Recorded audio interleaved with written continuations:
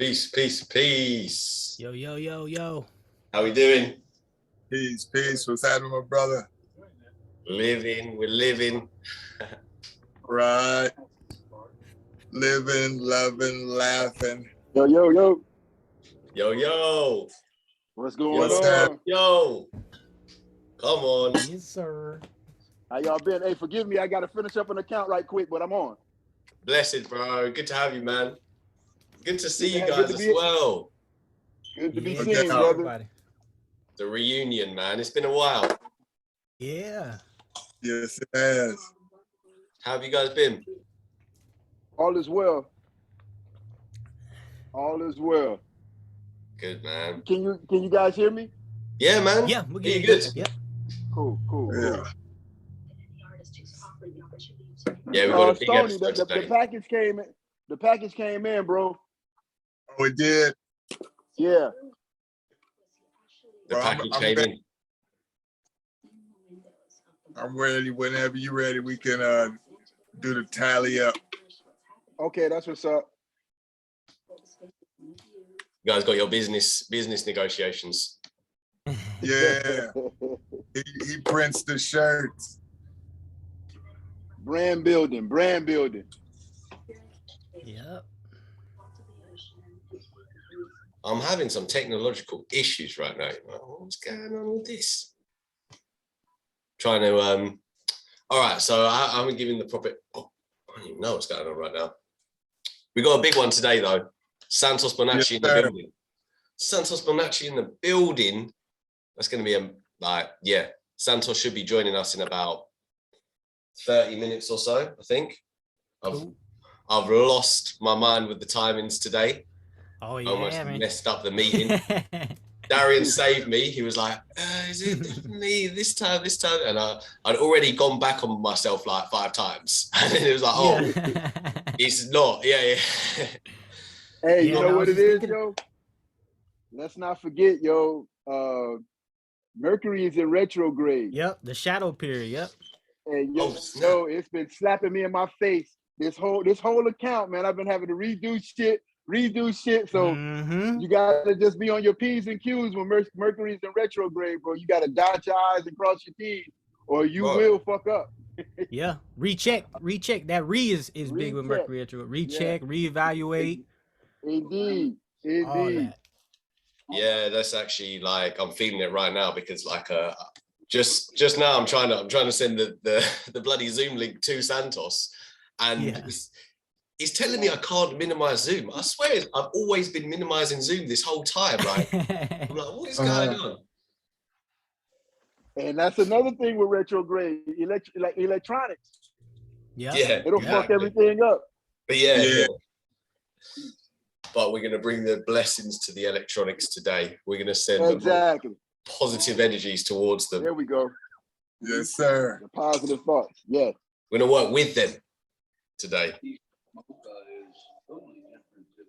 So I've also figured out the way to get around this issue is that basically I'm going to copy the link invite that I sent you guys on my phone and then just email him on my phone. And then There you go. we basically got it. Like, Nice. you know, here we go. Yeah, and time as well is another one that just all this whole thing has got me considering is like, why do we have these different time zones? It makes things so complicated. To keep you off your toes. Yeah. Can I not just Exactly. like wake up at 8 p.m. in the and that be the morning for everyone in England, and it'd just be a lot more easy to communicate with you guys. Be like, oh, link up at 8 p.m. all good, or whatever time it is, you know. Yeah. Mm-hmm. A wild one. All right, should be sent now. Nice. All right, yeah. God bless the reunion. 3 wise men in the building. Yes. And we got Rab as well. Yes. God bless Yes. you, Rab. So we're the 4 wise men today. Mhm. The 4 Yes. wise men. Indeed. Come on. And it's been Taurus season as well, which means, Yep. Darian, your birthday, has it? Yep. Has it- Birthday just passed on 30th. Yep. Congratulations, brother. Happy Congratulations. Appreciate it. 30th Appreciate birthday? it. Happy B-Day. How was it? Yeah. It was good. It was good. Pretty chill. Yep. So wait, what was it on the 30th? It was on Yeah, the it was 30th. on the 30th. Yeah. So that was Oh, okay. Yeah, on the 30th, but I turned 29. 29, man. Yep. 29 Yeah. on the 30th. Wow. Yep. Yeah, man, you got it. You got it all, bro. You got it all in front of you. Oh yeah. He said he turned 29. Wow. It's a good life, man. About to do some damage. Yeah. Yeah, as you should, brother. As you should. You know, this is the funny thing is, you know, you're young up until 30. Yep. You do some clown shit. People are like, you still young. The minute you turn 30, young turns to dumb. You know what I'm saying? Like, oh, you on some dumb shit. Yeah. You don't get that excuse no more. No more, bro. 30 years old, you just dumb now. You know what I'm saying? It's just a choice. You just making choices. Bad choices. Indeed. Indeed. You planting for the future. Yeah. What you're doing right now is planting seeds for the future. Cause I done planted a seed that blew up on me. I mean, yes, sir. Yeah, it's a wild one as well. The whole past, present, future thing. Past, present, right. future. You know, have y'all seen that new movie that Santos put out? I think it's called 1280, or it's I think it's on YouTube. So I think that they were sneaking it under, and it's called 1280 or anyway, I saw it. She was crazy. She was it was basically it was a soft opening to somebody who didn't know anything about what was going on. It was Santos and about 8 other people, and they were just hitting with just basic facts. I'm gonna have to check that out. Wait, what was it about? Yeah. What was it about? You know what? I can look on my history. I can do it as well. Or if someone wants to, like, I can let someone else be the sharing the screen as well. If anyone else wants to do it, it's just sometimes I think my laptop is like, it starts breathing heavy as soon as I. Actually, you know what? What am I talking? I can't even go on the internet right now. Does someone else want to share screen? Oh, the Mercury Recheck. I'm not even familiar with when you say share a screen. What do you mean? Oh man, it's like getting the internet up on your, like, you know, on the device, so that you can see the whole, like, whatever's on your screen, everyone else will see, and everyone else like is watching is gonna see it in the recording and stuff. Because I'm on my phone right now, so I can't necessarily do it, and then I got my hands full. I gotta have this shit done in about 30 minutes. Right? Doing the printing. Yeah, I gotta have this shit done in like next 30 minutes. I had, like I said, man, retrograde had me. I fucked up on this account so many times that instead of making money, I spent money replacing shit. You know what I'm saying? And it's just like, I just want to be done with it. I just want to be done with this account right here. You know what I'm saying? Like, come get your shit and let me take the rest of the day off. See, this is the truth of like owning a business when you're a business owner. Yeah, it's the cost of doing business, talk about. Man. Yeah, it's the cost of doing business. You know, you have a lot of great days, but man, those learning days, I won't say you have losses, but you do learn. Oh yeah. Oh yeah. You will learn. Oh wow. Have you guys seen in the news? I just found out from my housemates, like news of the week, the bloody Dave Chappelle thing. Dave Chappelle. Yeah, that was weird, bro. I haven't seen it. I don't want to see it either, to be honest. But I just heard about it, like this guy going on stage on this comedy festival where there's loads of famous people backstage, and he tackles Dave Chappelle. Of all people, tackling Dave Chappelle was just like immediately like, I've just got alarm bells ringing. Like, what? Someone tackled Dave Chappelle and then got fucked up? Like, what? They fucked him up too. They fucked him up. That's why I like they fucked him up. Like, horrible. His whole his shoulder, like it was out. Yeah. You know what I said? When that dude gets out of jail, he's going to NFT that fucking picture of himself and make a fucking billion Bitcoin, Joe. Like that's the whole thing now. Now he's actually American history now. Oh you know what I'm saying? Like yeah. he could also go back. I'm the guy that tackled Dave Chappelle. Like, yo, man, you got to understand the buffoonery of the how should I say pop culture, the dimension of buffoonery we're in right now. So it's like the most outlandish shit you can do is what's remembered. Something not about the it. intelligent shit, you know what I'm saying? But the most outlandish shit. So like I'm saying, once he gets out of whatever the fuck, he can take that fucking picture and go make some fucking money with it. Like, watch how many people want to interview this dude. You know, watch how many people want to interview him. He's gonna sue. Yeah, and he can do that too. Found in weapons though. Hey yo, check it out. So the movie is called The Next Level 2022 480p. Yeah, I know that one. Yeah. Okay. Isn't it called Level? Or the picture? The picture just says Level. It says The Next Level. Oh, okay. It might be a newer one. Oh, okay. There's the Next Level. Oh man, the next. Oh, okay. I hear you. There's a new one. Yeah, wavy. Yeah. I need to break. I need to do that. Shoot, since I have it on here, I'm able to email it through YouTube. I can send it. No, you know what? My computer's actually on a mad one. It's no longer a mad one. Wait, is it? Is it working now? Hey, so how are you doing that with your laptop? So you're on your phone and you're sharing with your laptop?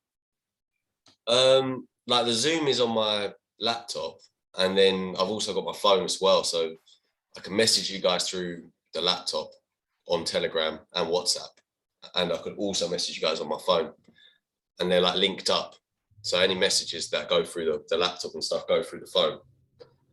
Okay. But let's see. Okay, yeah, it's working now. It's working. Mercury, God bless you for giving me working. Nothing's gonna stop the plan, yo. Nothing's gonna stop the plan. But instantly my laptop starts like it's heavy breathing, like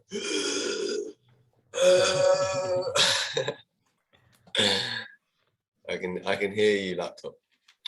So I read a quote the other day, and it's been sticking with me ever since. But it said, "Obstacles aren't the way. Obstacles aren't in the way. They are the way." Yeah. Yeah. Perspective is a big tool, you know, to morph and create reality.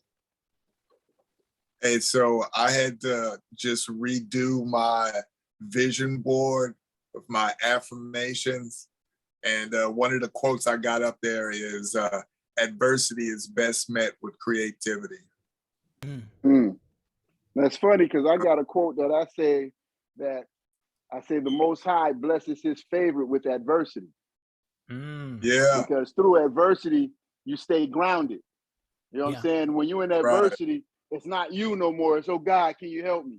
But when you're doing your shit, it's like, yeah, look at me. I did this shit. You know what I'm saying? But when the Most High hits you with that adversity, it humbles you. Oh yeah. So, you know, you pray for adversity, because through adversity, you strengthen yourself, you find out more about yourself, and you actually enlighten yourself. I have to take it to the extremes, because I'm one of these people of neutrality, in the sense that I always like to fight my own. Do you know what I mean? And come with the opposite argument. But like adversity ultimately is what is gonna this life ends from adversity. Adversity is what you know, like you see it on the nature documentaries when the little turtles are born, the little turtles that come out of the shell, and then they've got to crawl across the beach. Mm-hmm. Yeah, you've seen that. You know, the Yeah, one you where got like birds coming in, swooping in, and the birds are coming in and just picking them up. Yeah. And like, do you know what I mean?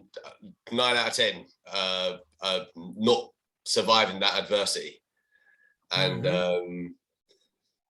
yeah, I just like, I see it like, oh, you gotta look at it like this. You gotta look at it like this. Okay, so the birds who didn't survive that, I mean, the turtles who didn't survive adversity helped the birds who survived their adversity. No, I'm more saying it's like, for the turtle, the best thing that it gets is the ocean. It's not adversity. It's actually just suddenly being able to be in this environment where it's able to navigate a bit better, and it's, you know, in this, it's basically just got a more chance of surviving than out there at that moment. Is like the adversity like graph chart line thing is just gone. It's not worth it anymore. It's too high. It's you know, the whole thing of like adversity is like, it's two sides of like, I don't even know, everything's a paradox, like, and sometimes adversity is good, sometimes it's bad, you know. But that's just to come with the opposite argument. I hear what you guys are right though, like it is a blessing. Like, yeah, I think that aspect of like consuming is very interesting, because it's just like, okay, if you weren't strong enough in this instance, but you got consumed by a larger predator of sorts, let's use the bird in this example, then in essence the turtle becomes the bird, you know, because it's internalized, because the bird consumes the turtle, so now the turtle is part of the bird, so now it has access to essentially a larger form of awareness. You know, it didn't have that before, so it's still benefiting the original organism that is being consumed, you know, because they're becoming a part of something much more powerful in a sense. Yeah, creating life.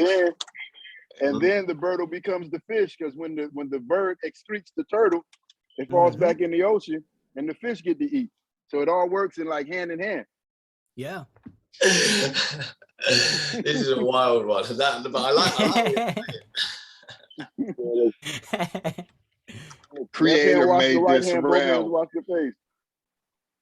When the creator made this realm, it works like a perfect Swiss clock. You know what I'm saying? With all of those mechanisms. When this one is depleted over here, this one is excessive. And so that access rolls over to do this, and this realm, everything is one. So the molecules just spread themselves apart. Like when that little animal is consumed by a bigger one, that little animal just, his molecules just spread apart. Now he's part of the bigger life force, but he's still there. But he's still there because it's all connected by the mycelium network. And just imagine those big trees. You know what I mean? If you go back to here, cutting down the trees in the mountains were tree stumps. You know what I mean? Right.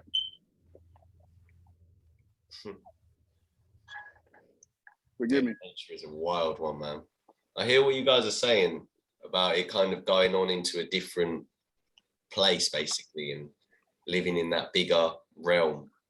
Because even if you look at like mythology, for instance, like Kronos was known for consuming his enemies, right?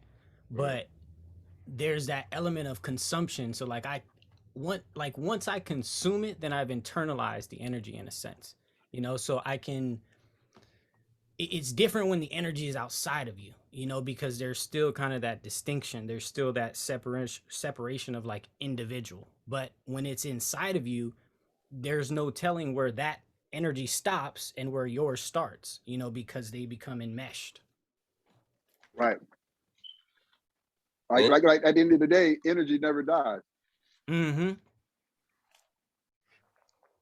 It's just like relabeling it. you know, you're labeling it as something else, but the components that make up the part are still, you know, the small gears like we talked about, you know, that are all moving in sync, to where when one side is depleted, you've got the other side that's charged up and ready to let go of that charge and turn a whole different set of gears. Yeah, it makes me feel like we're such weird, complex characters. Like, how many levels of ego are there, like, for myself, that I don't really need, and are like waiting to be stripped away and stuff? And it's like, I don't know, like, I guess ultimately it's not a nice feeling, but that's what the life's work, I guess, is for, is to find the peace. And I don't know. Yeah. The never-ending journey for enlightenment. Yeah. It's a lot better than being. I remember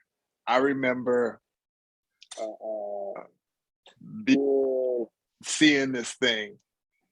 I remember seeing this thing of being bewildered and like, nah, and hearing the laughter of the crowd. And that always made me, did I tell y'all my shit was, what did I say, AB? Ambiguous juxtaposition. So when I hear the crowd doing this, I do the opposite to go check it out. That childish curiosity stayed in me, shit, until my 45. You know what I'm saying? Till this accident where, you know what I'm saying, you still had that little something. Since I was young, I was like, I made a pact with myself. I was like, yo, don't act like these adults. There was a certain section of adults that repelled me. So that made me go to the total polar opposite. And then just seeing that perspective, when you stand back from the crowd, you can say, oh, they just following each other. Ain't no originality in this shit. Right. It's almost like how I managed to keep a nice proportion of my childhood, you know what I'm saying, with me. So therefore I can connect with my children and other children, because I didn't forget my childhood. You know, a lot of people, we grow up and then we like, you know, I'm an adult now. Yeah, you keep that shit, bro. And that's why you look like you're 80. You know what I'm saying? Me, I'm gonna keep hip hop in my heart, and it's gonna always have me connected to my children, and I can relate to them and they can relate to me. And for that, you know, like Prince said, I was watching this shit about Prince, and Prince was like, he don't count birthdays because you only have one. Yep. You know what I'm saying? Like, we sit around and we count birthdays and shit, and then as we count them, we age ourselves, as opposed to just being like, yo, I'm living. I don't have any more birthdays. I got a birthday and I got an end date. All in between is just growth, but it's not, you know, aging. You know what I'm saying? It's like, you know, it is very important, I would say, to keep a good amount of your youth in you, because that's your life force. There's nothing stronger than the life force of a child, bro. You know what I'm saying? Nothing stronger. And that's why you know, this is why they are so in sort of like, you know, with everything that's going on in the world, like, you know, even with the Ukraine, I look at that as one big ass child trafficking situation disguised as a fucking war. Because who loses the most in a war? The children do. The children become orphans. It's usually the older people who die and the children become orphans. Well, once the child becomes an orphan, who cares? Once they're in the system, you don't see them no more. You know what I'm saying? So it's like nobody checking for them. You know what I'm saying? So it's like we gotta always protect the children and never forget that we are forever children of the universe. You understand? So that's, you know, that's just my whole little philosophy as far as just keeping your youth. And that's what keeps you energized. That's what keeps you laughing. That's what keeps you being able to just smile at shit. You know what I'm saying? As opposed to being so serious about life and taking life so serious when, why are you taking life serious? It has an end date. Just enjoy it. Enjoy all of it. Enjoy the pain. Learn from the pain. Enjoy the happiness. Enjoy the you know, just enjoy it and don't take it as, why does this shit always happen to me? Why not? Yeah. Like, you know who are some of the most people on the planet to me are the homeless. These are the dudes that made all the fucking mistakes that you could possibly make. You know what I'm saying? So they have a wealth of knowledge. You don't sit down with them and try to get in their brain because we think the rich man got all the fucking answers. No, he just ain't failed yet. Mm-hmm. Ain't failed yet. And then we'll see how strong he is when he ain't got his money no more that he can stand on. Now, how strong are you, bro? You know what I'm saying? Now, where's that bold talk you got? Are you still bold as a motherfucker when you don't have your money and that fictitious shit, you know what I'm saying, to make you feel outside of yourself? You have nothing but you and you can still walk in, with your chest out. That's the wealthy man right there. You know what I'm saying? Mm-hmm. That's the wealth. You know, with the whole child thing, for me, I kind of, I think I have this. You know what I'm saying? when it's really nothing. You know, money in America ain't money in Europe. No, yeah. Like some places, you take the American dollar and they be like, man, you don't get the fuck out my store with that bullshit. You know what I'm saying? But your character is universal currency. Yep. If you have a great character, you can go anywhere in the world and people will look at you and be like, yo, man, you can come in, man. You can have my bed to sleep in and here's some food. That's your gold card, your character. That's your universal currency. The number one. You know, that's your number one asset, bro. You know, so it's always, you know, don't take shit personal. Don't take nothing personal, man, because everything has a position in life. Your downfalls, like I'm looking at this. I could have took this account personal and be like, yo, this shit just cost me. I lost some good money on this, but you know how I'm looking at it? This is the down payment for the next shit that's gonna pop off. Like, okay, I done paid my way in, you know what I'm saying? I done got my shit out the way. So take that little cash and watch this next shit be the shit that's like, yeah. You know what I'm saying? Yep. Right. And it's all about perspective, bro. Like, you know, people that have beautiful perspectives, you can never see them in a bad place. Like, for instance, Stoney, man, like this dude to me still has that spark. Like even before his accident, he was a wild ass dude, but he had this it factor that I used to see in him. Like, yo, dude, you got it. You know what I'm saying? Like, you just need to hold on to it, but you got that it shit. And even now, you know what I'm saying? With where he is now, he still has that it factor. He still has that smile. You know, when I call him, he's all, everything is blessed. You know what I'm saying? Now, I'm not saying this man may not have situations to where he's, you know, he may feel some type of way, but he doesn't let that, that's not the majority of his character. That's he's not his average. Genuine. Yeah. Exactly. His average is always that $100, that $1 million smile. And you know what I'm saying? He's constantly going. He hasn't stopped nothing that he was doing before his accident. He hasn't stopped it. What the fuck? Okay, hold on. The technology. My daughter trying to. Yeah, the thing of the child as well. This is like the thought process I was going down this time. Some people don't consider them like mentally and emotionally really adults, personally. I feel like basically all of us in the whole world have like a kind of like inner child to some extent that if we look back at like our past and stuff, we're able to like see like key distinguished moments where it's like almost like that moment when we were young. Later on, you can see where it affected a load of behaviors in a way. And you're like, oh, shit, like that kind of affected the way I dealt with that and the way I dealt with that. And so like the power of like is like, I guess there's two elements. Is one that like the actual thing of life, like when you're young, it's like you have mad power.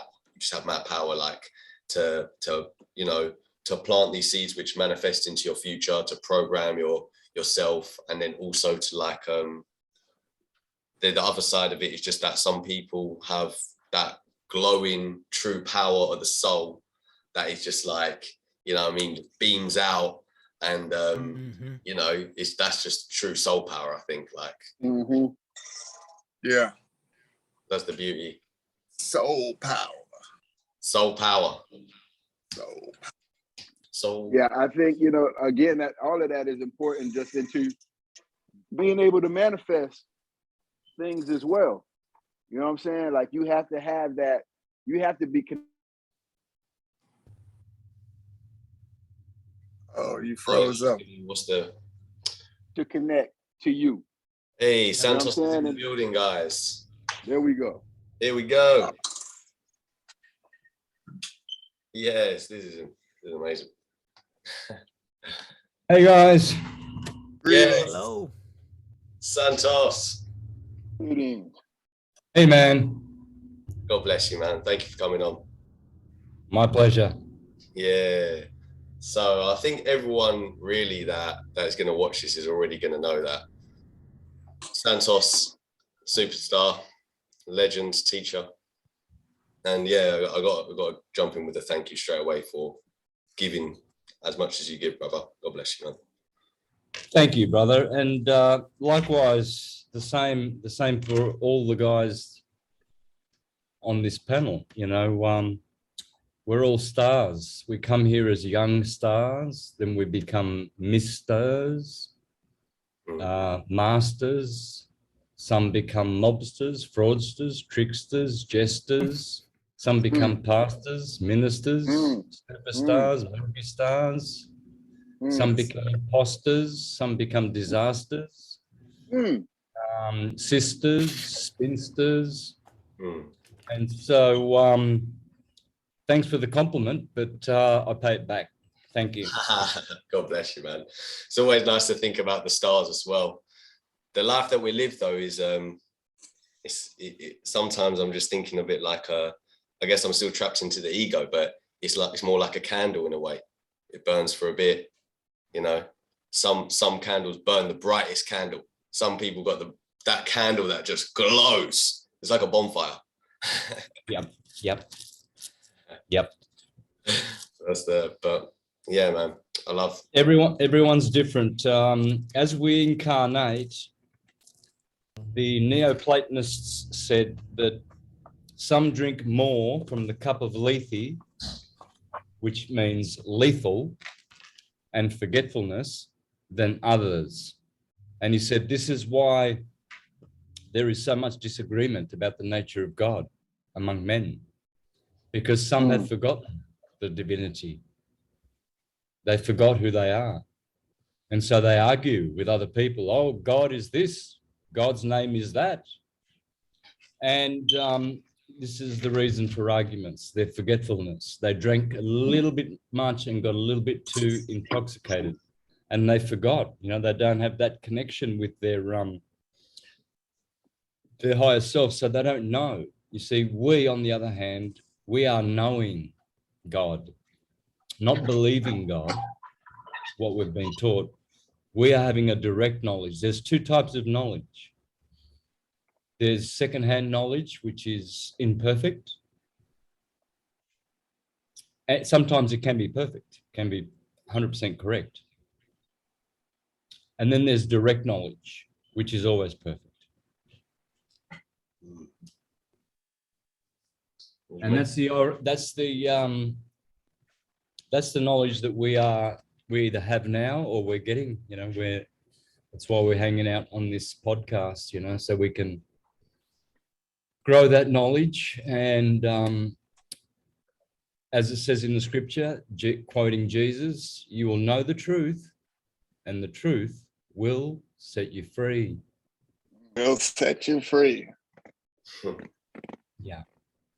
That growth thing as well feels like we were talking just now about the whole kind of like paradox of like adversity, and how like for something to grow is like there's one way of thinking of it where adversity is the blessing that's going to help you grow. And then on the other side of it, it's got the, you know, there's that certain balance where what you're saying, you drink a bit too much and you've gone past the point, and where it's no longer actually gonna like have its kind of positive effect kind of thing. And I wonder the truth, like if that's how the truth has got to go, like, you know, it lacks a bit of adversity, because with that adversity, that's what it kind of does a bit of like a dance with, and in itself grows. So would you say that the people that drank too much, did they do it too rapidly and they overconsumed when they should have just been taking it in bits and pieces? You know what I mean? Is that those people who are getting it and then it just turns into melancholy?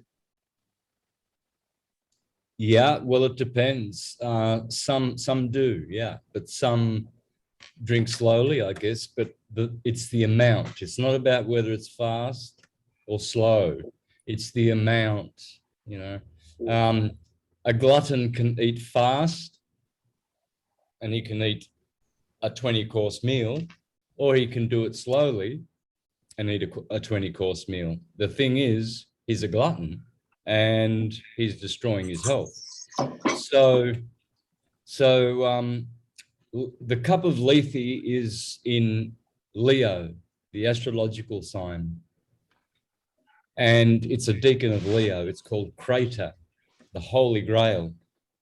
It's the Holy Grail, and it's the cup that makes you victorious. You know, when you get a gold cup if you win a tournament. Why do they give you a cup? Because that's the cup that is reversed now, and you drank out of that cup. Now you've become victorious. You get that cup back. And so when we incarnate in Cancer, the Tropic of Cancer, and then we leave at the Tropic of Capricorn. But the next sign from Cancer as you go down is Leo.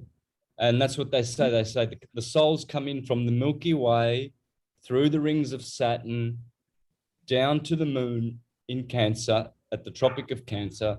And from there, then they go down, because they've got to go down. I should do it this way so you can, for your screen. So for me, it's clockwise, but for you now, I'm doing it clockwise. So, because that's how it should be. So Cancer is always at the top. Mm-hmm. Cancer's in the northern hemisphere, right? The northern hemisphere. If you know that the Earth's a plane, well, then you'll understand that it's toward the center. But Cancer's on top. Capricorn's at the bottom. The goat has to climb up. He's got to go up to Cancer, and then the crab goes sideways back down. That's why those two animals are there. The goat climbing the mountain, waxing. The crab goes downhill or sideways, waning. And so what happens is we go through all the signs: Cancer, Leo, Virgo, Libra, Scorpio, Sagittarius, Capricorn. That's the seven initiations. But the first one is to become drunk in Leo, in the heart. It's Crater. Leo's in the heart. Cancer is here, the chest. Leo is the heart. And so the Crater, the Holy Grail, is your heart. It's in your heart. And that's the chalice. And so, and then Virgo's all about testing your principles and virtues. And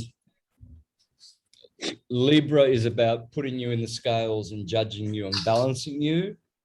Scorpio is about transforming you. Sagittarius with the arrow is to shoot you to heaven, because Sagittarius is right next to Capricorn On the 21st of December, it ends on the solstice, and the arrow is shot, and your soul is shot through the Tropic of Capricorn, out through the portal of the sun, because you came in through the moon, but Saturn is the ruler of Capricorn. So why is it the sun? Because the sun is the first portal, and then Saturn is the rings of escaping. So when you see that, like the soul's incarnating in Cancer. No, it's incarnating at the end of Cancer, right? And then it starts with Leo. Yeah, the journey of intoxication begins at Leo at the cup. So the whole journey of the soul is like one of like, it's being described as intoxication. What's happening before as well? Well, you're choosing the kind of life before you incarnate. So you incarnate at the right time through the right parents, and that's all organized anyway in destiny, in the universe anyway. It's all taken care of, but you're a part of that creation. So it doesn't mean that we're all. See, I was conceived in Cancer because I'm Aryan, and Aries is 9 months later. But you might have been conceived in Leo, Libra, Virgo. It doesn't matter. The point is, souls come in here through the portal of the moon. The moon is a portal. It's a wormhole. It's not a rock. You know, you can't send astronauts there to land on. So it's got like 9 phases of the journey almost. From that point of Leo, you're going through these 9 stages in your soul's life till you get back to Capricorn again. 9 phases. 7. Oh, is it 7? 7 signs from Cancer to Capricorn. Right. The 7 chakras, the 7 initiations. Wow. Nice. I wanted to know a little bit what you guys know about the moon, because previous to me getting enlightened, I was in a studio this is early 2000s. I was in the studio late night after a long session. It was about 5 a.m. And what I was listening to, it was probably Coast to Coast. I figured that out now. But what I was listening to, this guy was describing the moon as a recycler of souls. And that just stuck with me for years. And so now are we saying that the moon is part of, that's what you're saying, the moon, so the moon isn't collapsed in the Tiamat and having a piece blown off of it. The moon was part of the creator system of recycling souls. Yeah, the system that we have is pretty much perfectly designed. There's no mistakes. There's no, the people who say, oh, there was a time when there was no moon. No, there was always a moon, which is we couldn't see it. There are other planets that we can't see. They call them asteroids. Walter Russell explained all of that. He said, we just cannot see their hyperbola torus fields materially yet. But when you're activating your third eye, or your eyesight transforms, then you'll be able to see it. Like dogs see ghosts and humans can't, and bats can see and hear better than humans. Eagles can see hundreds of miles. So we couldn't see the moon, but we were brought into a frequency where, what's that? Oh, that's the moon that we've always been talking about, because it's always been there. And it has to be there because it's part of the demiurge. All of that upstairs that's going on up there, sun, stars, that's God. This is the goddess we're standing on. The sun, Saturn, that's all God. It's called the Elohim, the gods, the demiurge, the archons, the cosmocrators, the potters of Memphis, the carpenters. And as they turn and churn, they weave your destiny and your fate. Mm. We're like made up of them, like almost Lego bricks, right? Is that the idea? If they weren't there, we would decompose. We would dematerialize. No atom. I would just poof, gone. Nothing would exist without the 7 planets. Nothing would exist. So,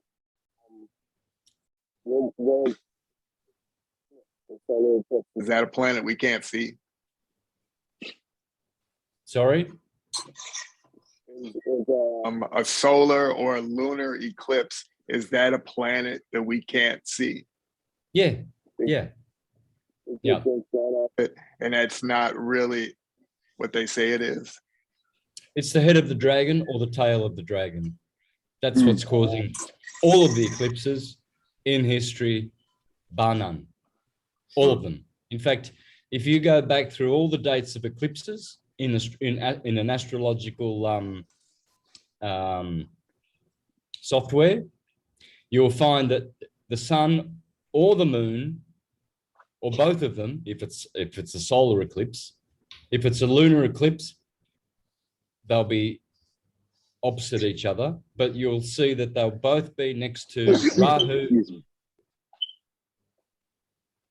Sorry? Rahu and Ket. Is it Ket? I don't actually know, to be honest. Rahu and Ketu, the head and the tail of the dragon. I wanted to ask you, Santos, about like kind of your perspective on like the shape of the earth in terms of you know, the Ewa Anon Lost History of Flat Earth video that showed like the moon as like a reflection of the earth. Yeah. And so that was saying that the earth was like a lot bigger than yeah. And so yeah, I was just kind of curious to find out like what your perspective was as well, kind of thinking about like, you know, this idea we're incarnating at a certain point in the astrological field, like how the stars match up with this earth as well, because if it is a bigger one, etc. So what do you think?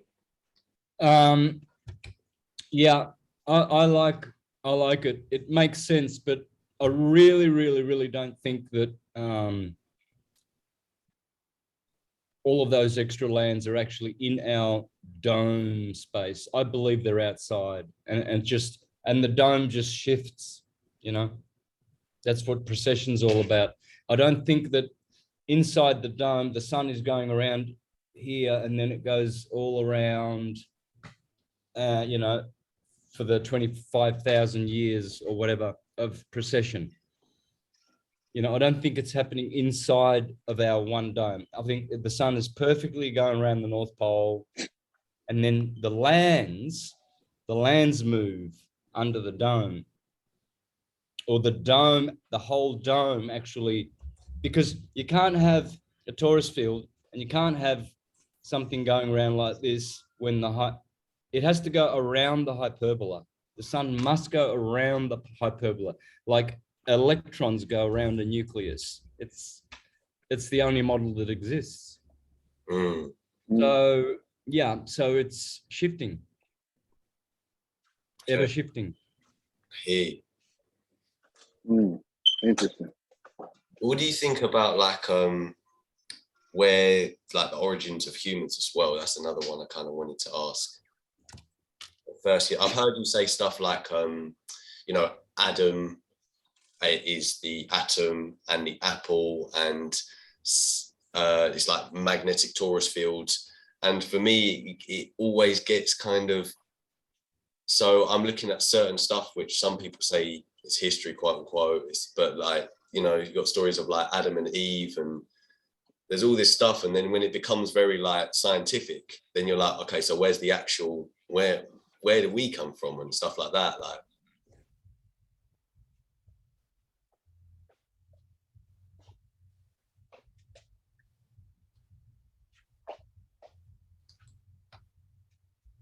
I don't know if did we lose Santos? Santos.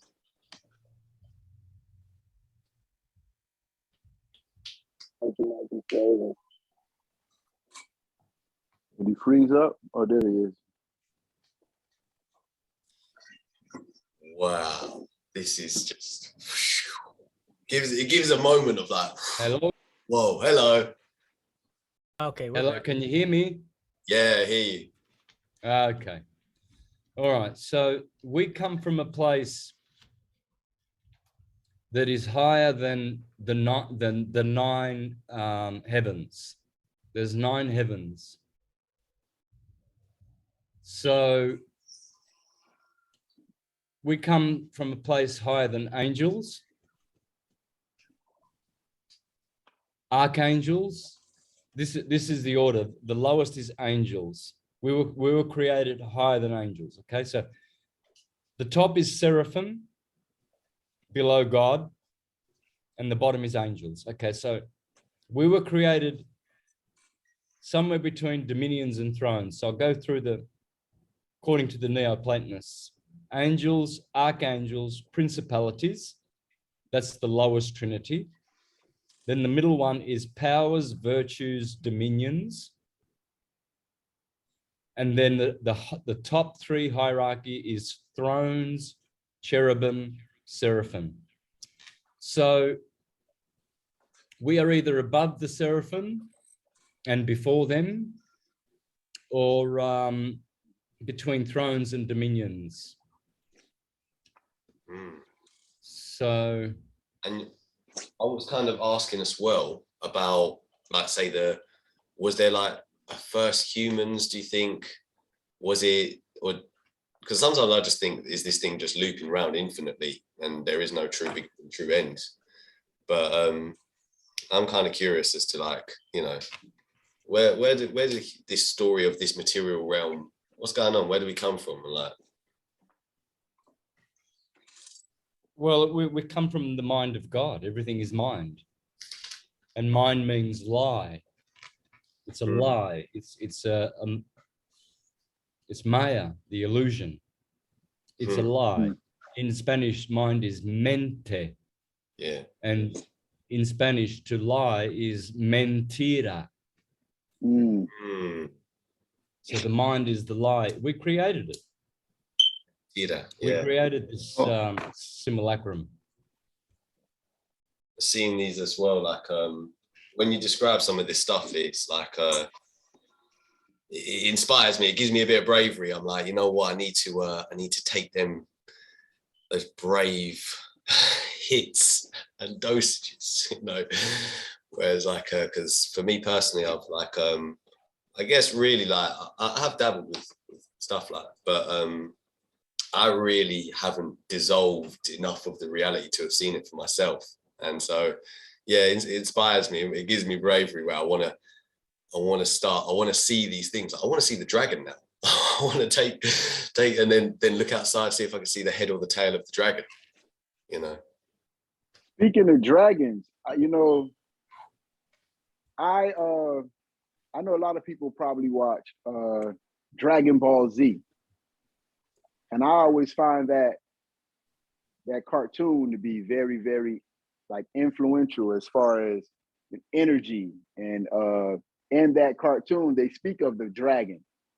And, you know, you go to the dragon and you ask the dragon for, I guess you get 3, I hate to use the word wishes, but, you know, when you said the head and the tail of the dragon in Dragon Ball Z, they speak of the dragon and the 7 dragon. Isn't it 7? Like 7 stars, yeah. It's 7 Dragon Balls, right? Yeah, 7 Dragon Balls. Yep. And how each has people a don't different number of stars in them. Right. You know, so it's just like cartoons. Sometimes to me, cartoons are the real reality, but they have to base it in a cartoon. So if you can't take it, then they can always say it's just a cartoon. To me, it's almost like science fiction. Okay, so they give us a word that's an oxymoron, science fiction. There's no fiction in science. Either it is or it is not. But they will show us everything that is real under the genre of science fiction. Like everything that was science fiction 50 years ago is technology today. So how is it one or the other? They're showing us everything they want us to see, but if we can't handle it, they can always fall back on it. It's just science fiction, you know, just get a grip. You know, it's not real. But then the further we go into what some may call the future, all of this shit is coming holograms. You know what I'm saying? Like everything is now it's real. Mm-hmm. So it's always been there. The 70s. It's always been there. Is one of the things I wanted to ask. I relate that too. I've been checking myself, even the words that I say, like everything is a spell. And a lot of spells like we cast on ourselves, they keep ourselves in this tornado. Like I've been checking that about the words that I present out my face. You know what I mean? Always, man. Like that's funny you say that. I don't allow my children to use the word try because the universe doesn't compute try. You still haven't made up your mind whether you want to do or do not. If you're trying, you can do or you can do not. And you can keep doing until doing becomes done. But to try is to accept the fact that it might not happen.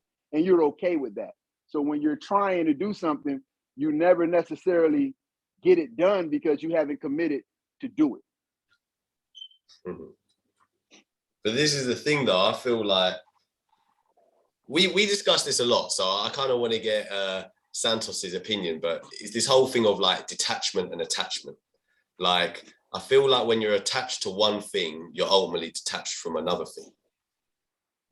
That's my kind of theory of seeing it now, from like, we've discussed it a few times here, but have you got any kind of like thoughts about that? Like, you know, like this whole attachment thing to like this material plane, the whole thing of like action, inaction.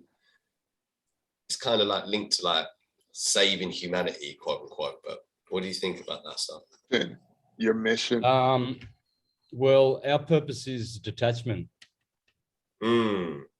Detachment is the only way to disentangle yourself from materiality. Simple. Because the thing that always keeps grinding me is that, like, I guess for me, like, there's situations that take place where I just feel exhausted by the end of them, but in the moment I just kind of act, and like I really feel like that kind of, it's like that desire to want to help people, I guess. And like yeah, that's attachment ultimately, in my way of seeing it. I want to change things. It's like I want them to be different and etc. I want them to help. And yeah, but that's two different things. It's good to want that, and it's good to try to, well, endeavor to help people and you know, improve their lot. But you shouldn't be attached to a result. You just detach yourself from the result. You still do good works. You still have a house. You still have a car. You're just not attached to that and your titles and your job titles and, you know, and anything that you that is important in your life, even your family, even your own life. You know, you don't save your life and do something criminal just to save your life.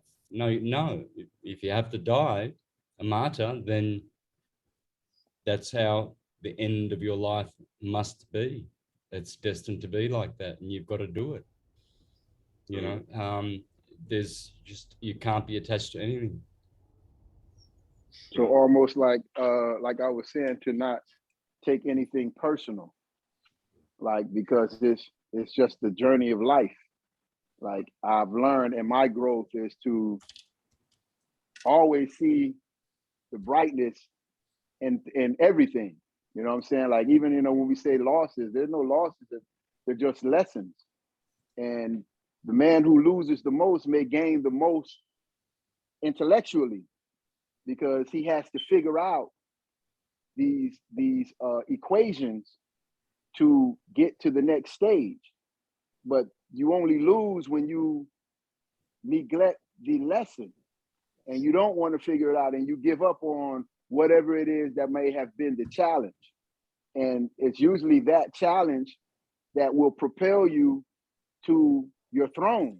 And usually right when you're about to ascend on your throne, that's when all the the perceived chaos is right there, because that is the lesson that you have to get through, walk through that fire to be able to sit on that throne.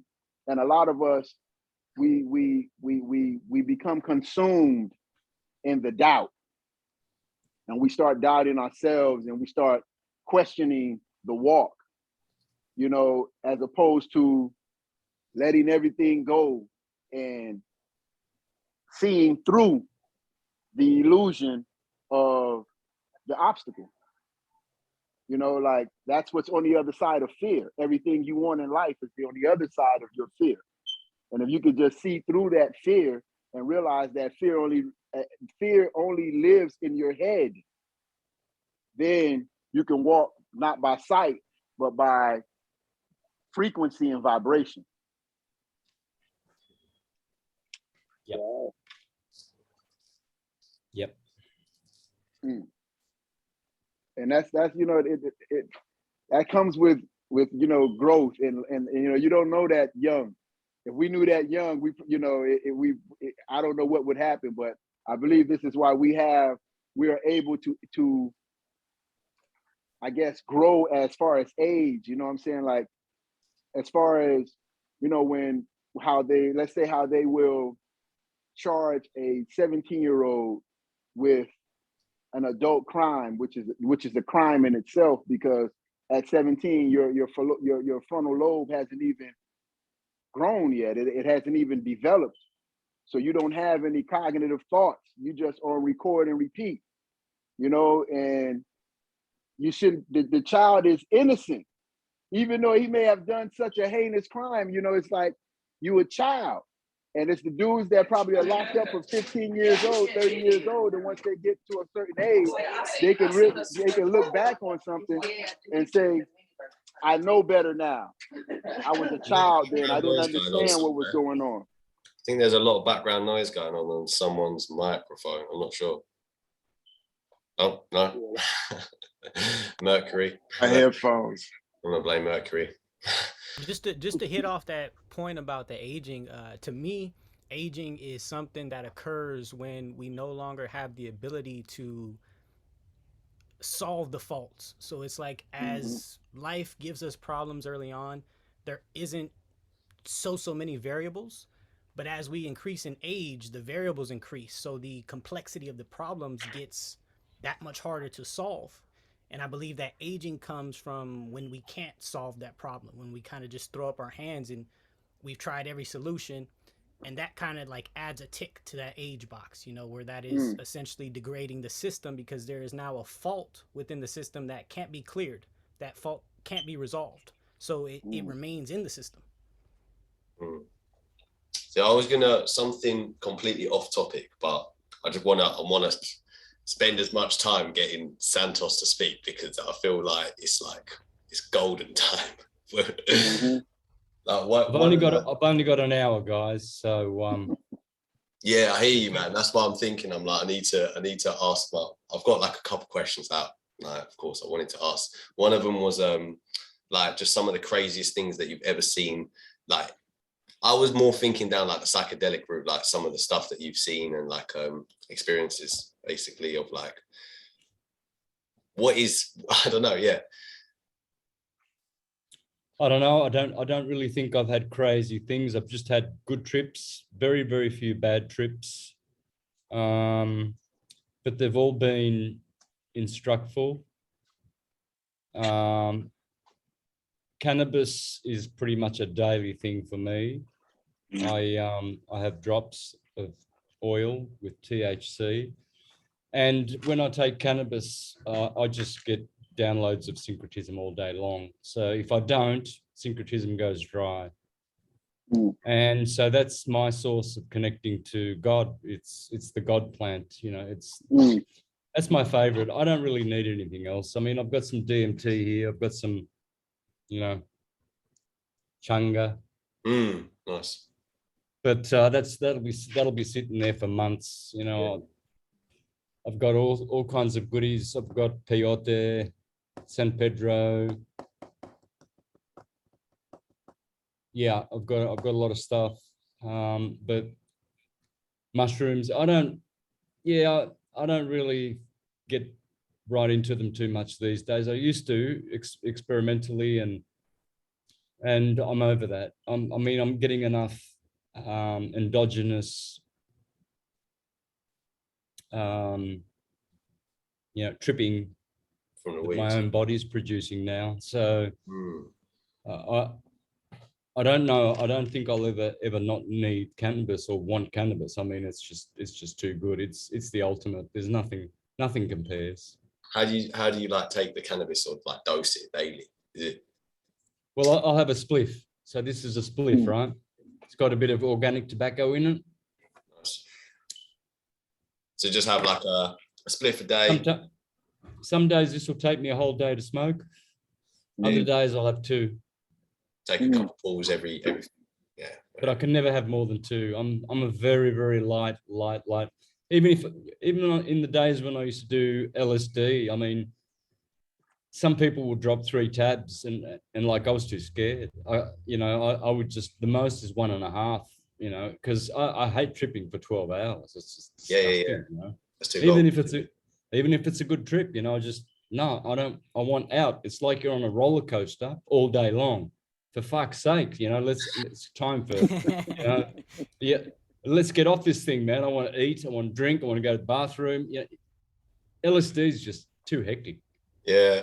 That's why I like the mushrooms more in a way, because it's less time, and it's natural. It's natural. Exactly, natural is better, guys.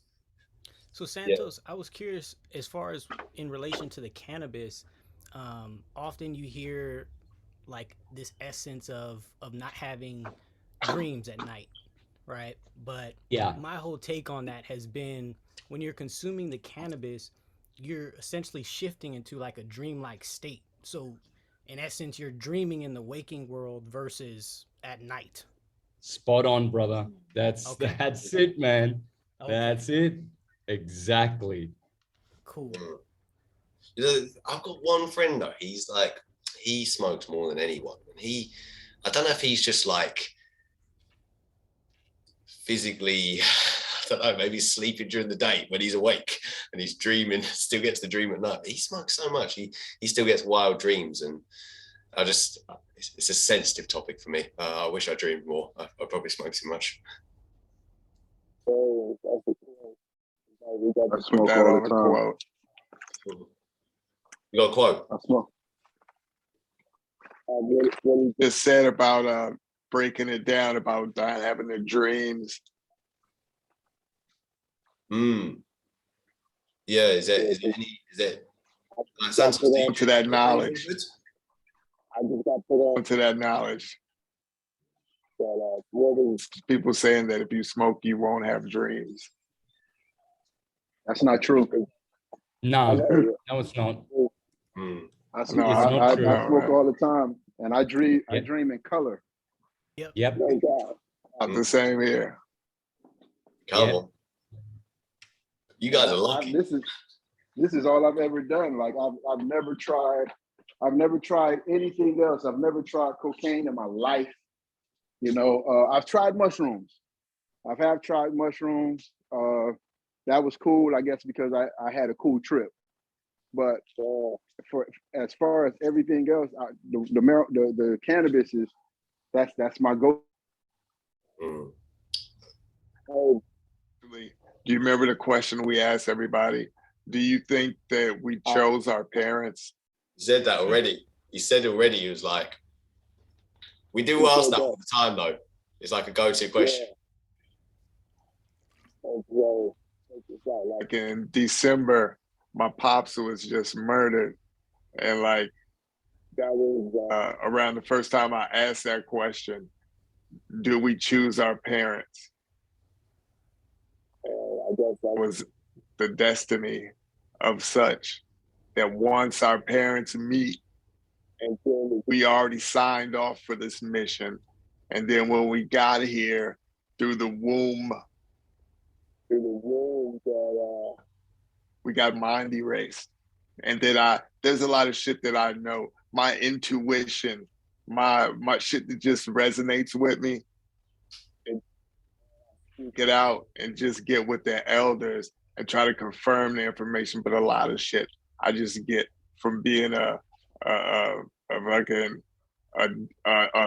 dish, a sponge just catching it out the sky, out the ether, just shit just resonate with you, and you feel a certain type of way about certain things.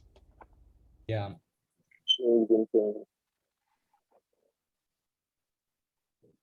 What do you Yeah. think? Then do we choose? What do you think? Yep. I agree. I agree. That's why I believe keeping it simple with entheogens is very important. But how we got here was exactly how we were supposed to get here, through the parents that we chose at the time we chose, where all the planets were aligned in a certain way, so certain conditions could dominate over our lives so that we could work with them and work against them. You see, so my birth chart is different to all of you guys. We've all got different birth charts. So we've got different propensities, dynamics, qualities, characters, and that's all determined by the planets and when we chose to be born. And our struggle is against the stars. If we are ignorant of our charts and the stars, then they will rule us. But if we are aware of them, that's why astrology is so important, that they try to rubbish it and make it a pseudoscience or the science of the devil. That's why it's so important, because that is your gateway to understanding how to fight against them, not literally, but poetically, figuratively, and conquer them, because they are below us. Even though they're above us, we are superior to the sun, we are superior to the moon, the angels, the archangels, the principalities, the powers, I said them before, The cherub, dominions, virtues, dominions, thrones, cherubim, seraphim. We're way above. So when we're like choosing our parents, is it a thing of, do you think it's like we've got selection? We see the whole world, the whole universe, and we're like, yeah, I'm going to go to this location and I'm going to choose these people of the selection? Or is it like, you know what, I'm going to create a whole dimension. I'm going to create a Scorpio. My dad's a Scorpio, my mum's an Aquarius, and I'm going to give my dad a Leo moon. I'll give my mum a different moon. That one, I'm designing basically the game. Or is it like there's a game that's already been predetermined and you just got to choose the right spot to kind of appear in? It all comes together in the mind of God. It's a bit of everything. It's you deciding, the universe deciding, you creating, the universe creating. It's a cooperative, collaborative system. You know, where everything that we see that's bad around the world is what's bad that's in us. Everything we see that is good is what's good in us. It's totally, what is within is without, what is above is below. And it's the way the system works. Duality. Yeah, duality is one part of it, but it's only a small part of it. There's unity, duality, there's trinity, there's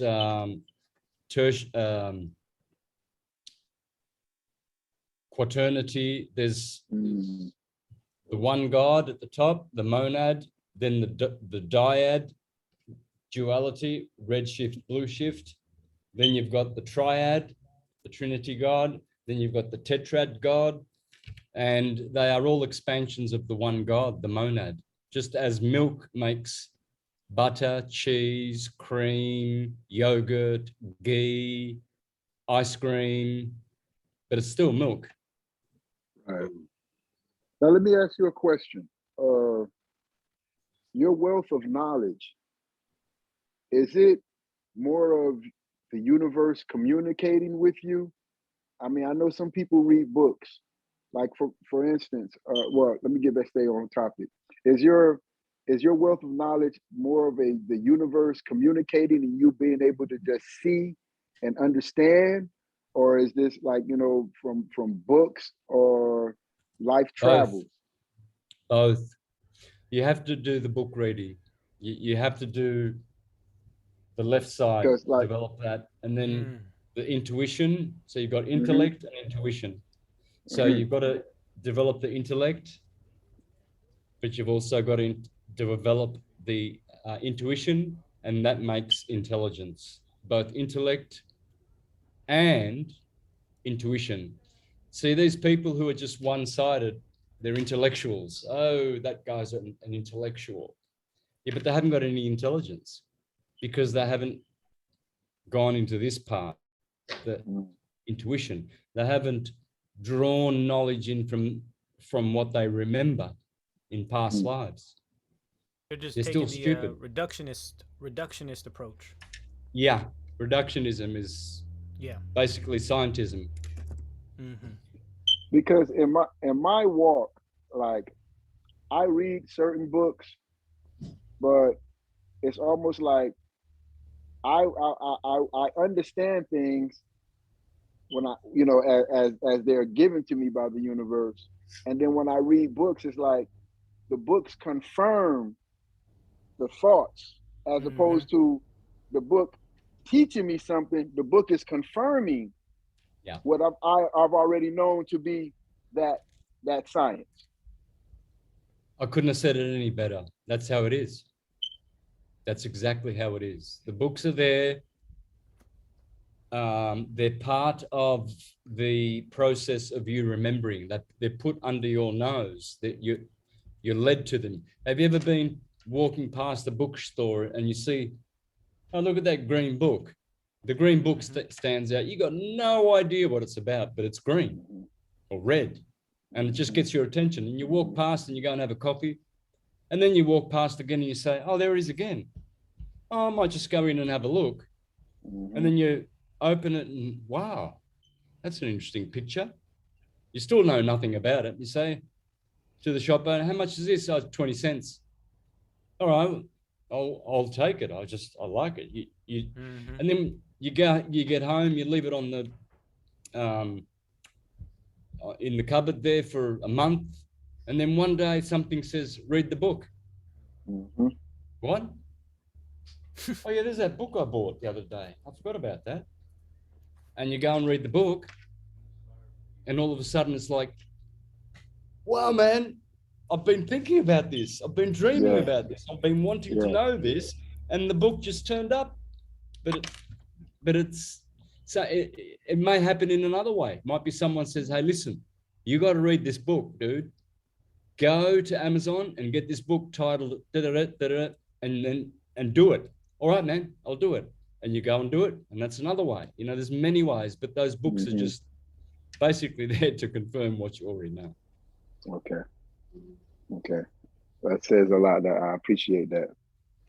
Yeah, I think that piece of confirmation is really interesting, because that's what I always tell myself. If that's how I distinguish between the two messages. If it creates more confusion in my mind, then I know that's essentially like a devil or opposition type of energy. Whereas if it creates confirmations, then that's letting me know, okay, that's that reassurance that I'm on the right path. I'm in the right vibration. Right. Definitely.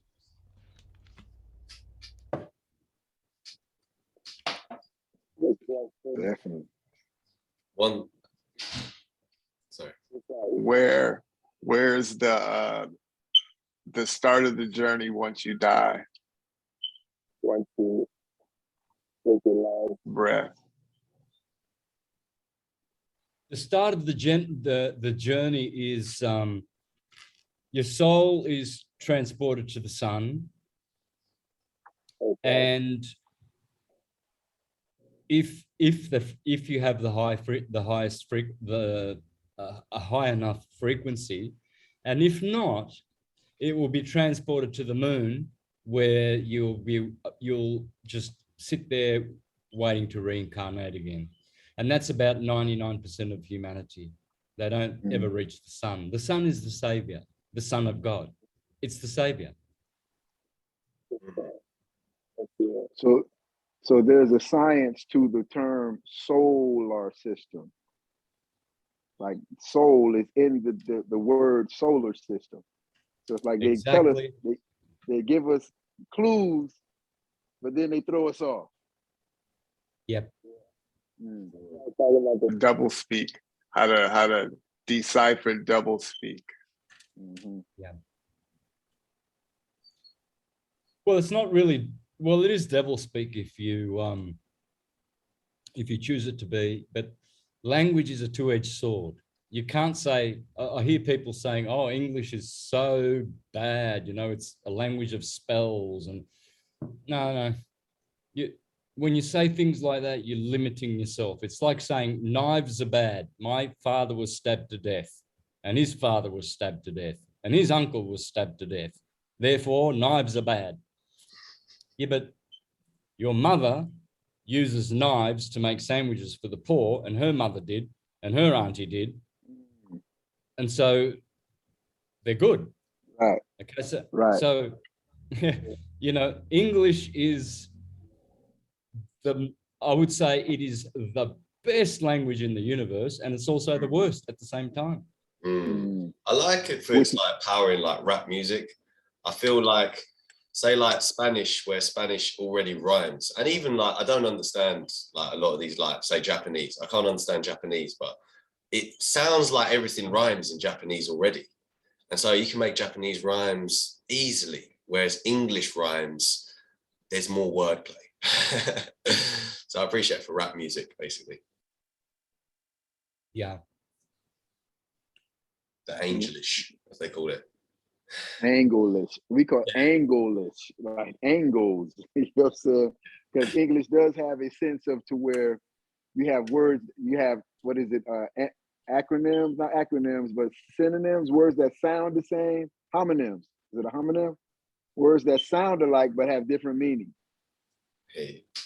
You know, like in with English, it's a reason why you need a lawyer to look over a contract, because those words mean have different meanings, and you may think you're saying one thing, but under contract and law, this means this, not what it means, and this is what you signed to, because you didn't know the etymology of the words you were actually thinking you knew.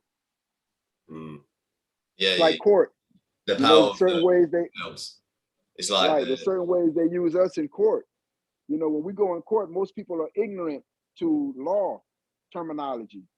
You know, and they'll ask you something, and you agree to be this term, and under these terms that you agree that you are, these are the punishments for people who agree to these terms.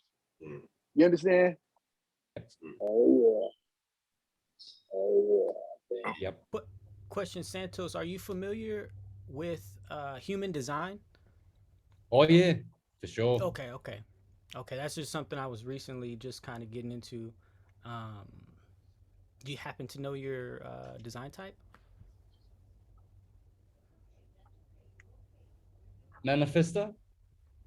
Okay. What kinds are there? I'll remember. So you've got manifesting generator, generator, projector, reflector, and manifester. Yeah, you got 5. Jeez, man. I forget. No worries. I was just curious. Yeah, I forget. I wish I remember. I should go in and do it again. What do you think of? So you said earlier of like the soul sitting in the moon, waiting for reincarnation.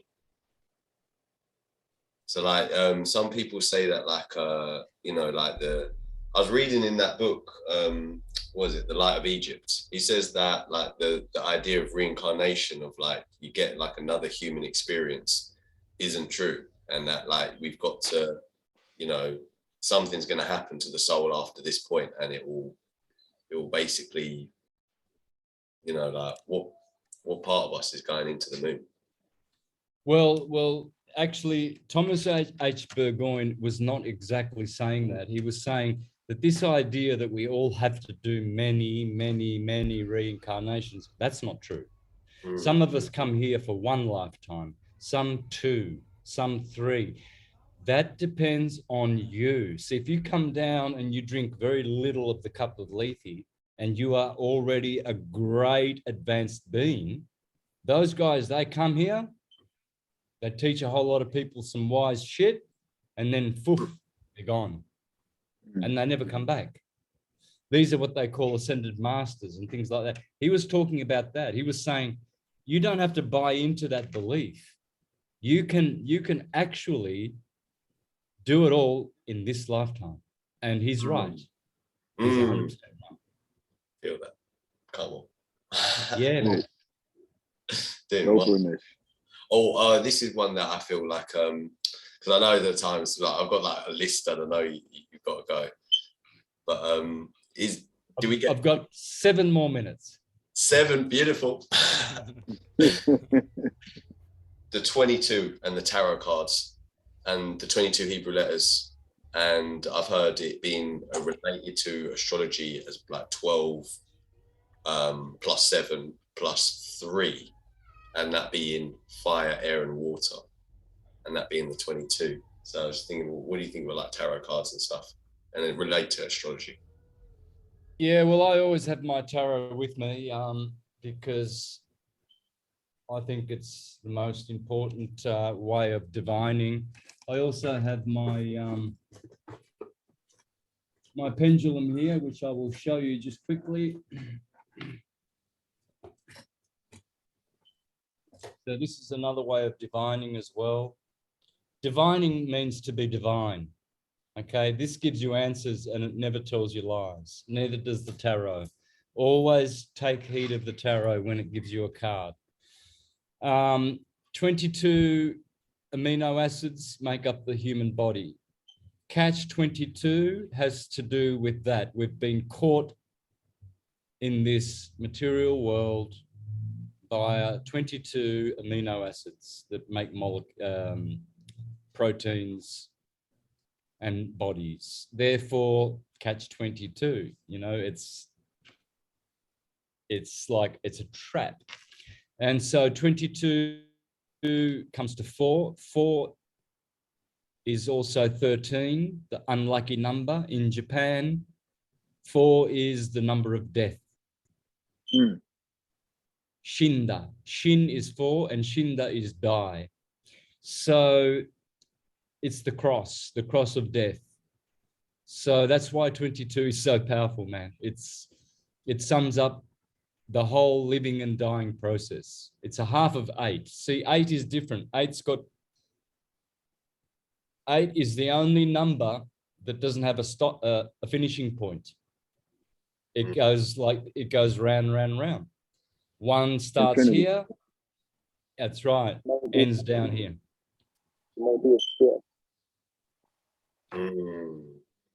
Man, God bless you, man. Love the knowledge.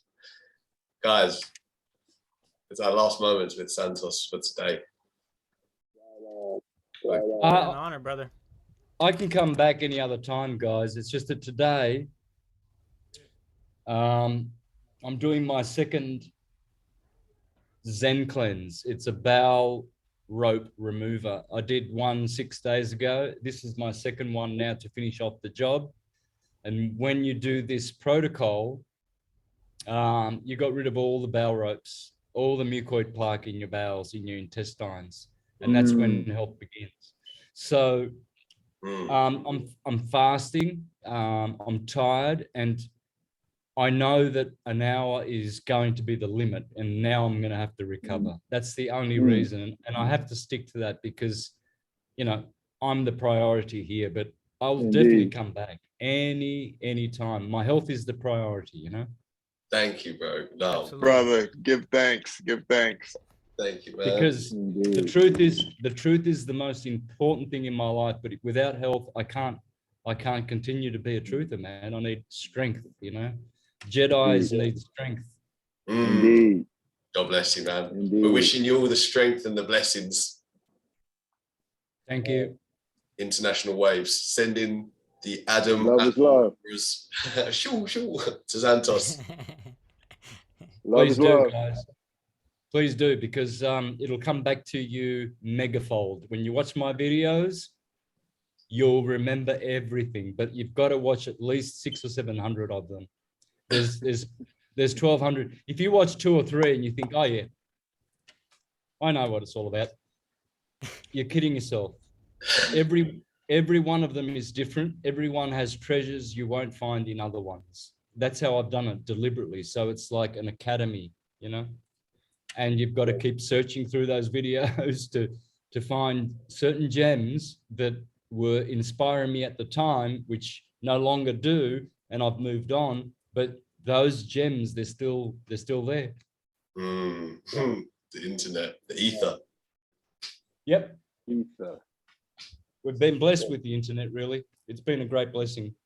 The revolution. Aquarius, the internet. Yeah, man. Yep. Thank you, That's Mr. me. Astrotheology. I'm an Aquarius. Hey. Thank you, brother. I really appreciate the time and the wisdom. It was very enlightening. And I will definitely start looking at your videos. You know, and what's funny is I saw you on TikTok a couple of months ago, and it's funny how things work. And here I am talking to you personally. It's like, you know, the universe never is undefeated. Yep. It's how it all goes, man. We all come together. Our tribe's coming together. We're a tribe. We've fought battles before. We know each other, you know, and that's now the universe is just saying, hey, remember that dude? Yeah, that's the dude. And you know that guy? Yeah. Right. So this is our tribe, man. Indeed. It's a truth Love. tribe. Love. Yeah. Family tree. Oh yeah. Then the blessings, man. Level. Love. It's all level, guys. Shout out Flat Earth. Yeah. The truth. The stars Yeah. were the ones that guided me to that. It was that Polaris. When you see the Polaris and the Ursa Major, you can find that northern point and you're like, that's the North Pole under that. Which one? That's it. Which one? Each one cheap one. Yeah. Y'all stay on. I wanted to ask y'all something. Y'all stay on. I wanted to ask y'all Santos, something. yeah, we'll stay on. Sorry, we're holding you. Bro, sorry. God bless you guys. Brother. Take care, Love, man. brother. Peace, Take bro. care. Brother. Bye-bye. Blessings, man. That was dope. So how do y'all feel about the Bible? I would say Bible. this. I mean, I don't want to always be the first to talk. I'll let y'all go, man. Let me give you the rundown. Like, so, me and my old lady, my mom, my old queen, she comes over every like 2 or 3 Wednesdays, and we have a full-on Bible study, right? We just read, because I have questions I ask her. And so she had indoctrinated me, man. We got kidnapped and went into a cult from 3rd grade to 6th grade. So I know all of this shit. I was homeschooled and all this shit. So boom, boom, boom. So I entertained her by, I was like, let's read the Old Testament, right? Boom. So we read the Old Testament. Have you heard some of these stories about the Ark of the Covenant? And these mugs. Hold on, check this out. Wait, let me tell you about the Ark of the Covenant. So check this out. Oh, the Ark of the Covenant. So we read this in the Bible. So this was our Bible study on Wednesday. So boom. There was a man who had a wife. The wife ran away back to her daddy's house. Husband goes to daddy's house and said, I want my wife back. The village sees that there's a new guy there. So the village comes to the house. They all bamming on the door.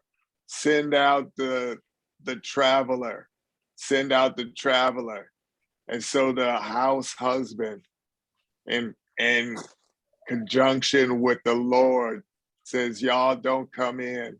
I'm going to give you my daughters instead. And so they gave him the daughters, which was the husband, his wife, and the father's daughter, gave them to the masses.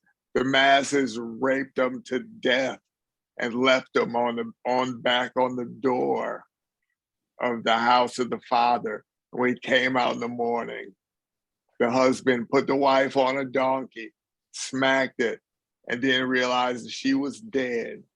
She had been raped to death and left at the front door. The husband then cuts her into 12 pieces because it was 12 tribes of Israel.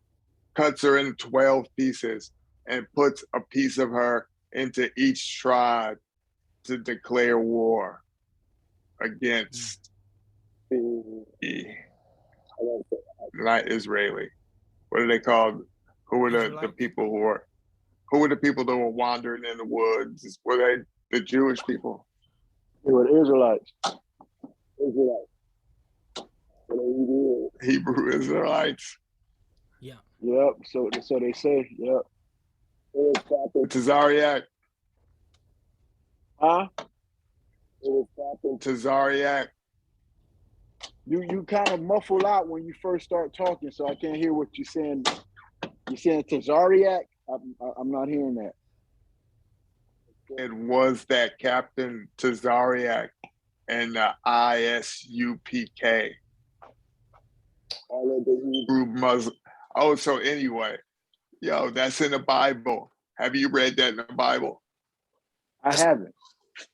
You heard that story before? That story sounded, when you were first talking about it, it sounded real similar to Lot's story, but then you went somewhere else. Ben Gomorrah. Yeah, no, Sodom and Gomorrah. She told me about Lot's story after that. That led up to something. That led up to the war that, oh, this is another thing. So we do believe in archangels. So you're about the archangels came and sat. Their story. Do you know about that story? Bible, the whole Bible. No, man. I read a little. Darian have bit. Yeah, I'm pretty familiar with most aspects of the Bible, but I guess I just look at it like a different way, because to me everything is like, it's allegory, so it's trying to convey a story but using symbology, so it's like multi-layered, you know. So it's like, even if this is what it was as the face value of, for instance, let's say Jesus walking on water, to me that is somebody who is above their emotions, who is able to walk on water, walk on their emotions, so they don't drown by their emotions, and they're able to see things clearly, you know, versus somebody who would be consumed by their emotions and make an emotional decision that may not be the right decision or best decision. So to me, that's what the Bible does, is it presents these allegory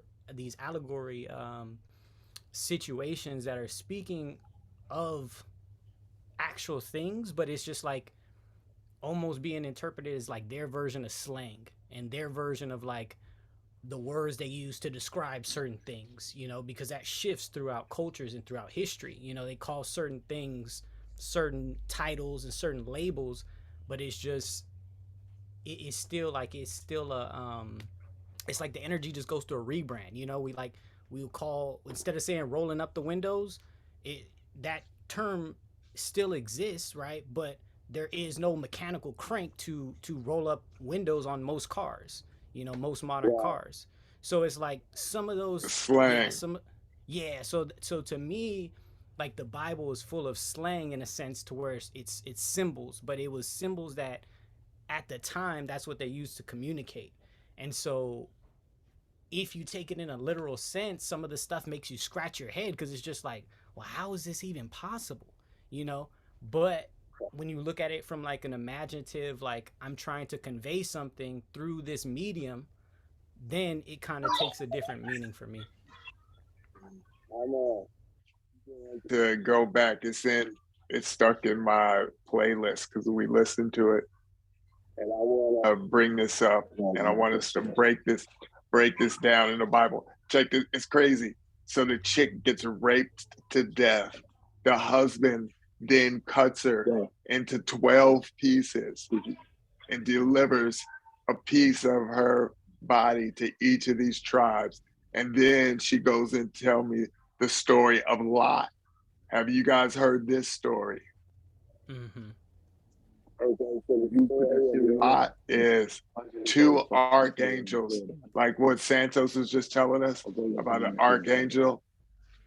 Two archangels go into the outskirts of the city of Sodom and Gomorrah, and the whole town runs to them, and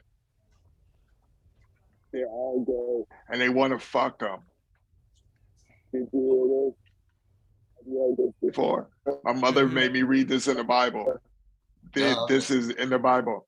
So the archangels come to this town, and there's such rampant homosexuals, and everybody in the town wants to rape the angels. So the angels hold them at bay for about this house. And they tell hey, we're about to destroy Sodom and Gomorrah. You and your family get out of here in the nightfall, in the dayfall, because we're going to set Sodom and Gomorrah on fire. I know that story of Sodom and Gomorrah, but that sounds like it's I probably take more, like I've heard Dave Murphy talk about like the Hebrew words, like each word is like a sentence. So where they're translating it saying that it's like a town of like rampant homosexuals, like trying to rape these angels. But really, I read it. We're gonna have to break this down. No, I'm saying look, in Hebrew, like when you read it in Hebrew, it probably says that and a million other things, because the Hebrew letters are able to like, you know, they're like Hebrew letters, like a letter is like a word. So a word in Hebrew could be like a sentence. So a paragraph is like the pertinence of a blood sacrifice at certain times. And to this day, still people who drink the blood and recycle little kids. You know what I mean? That is still a thing. So when these people, they're going to fight because these other people were vegans and they didn't like their their offering to the gods. The gods wanted some blood and some meat. And that's what they wanted on their altar. The gods eat meat. Well, so they didn't want to have a sacrifice of a person that was vegan. They did. A bountiful thing, a cornucopia of fruits and vegetables, and they were frowned upon.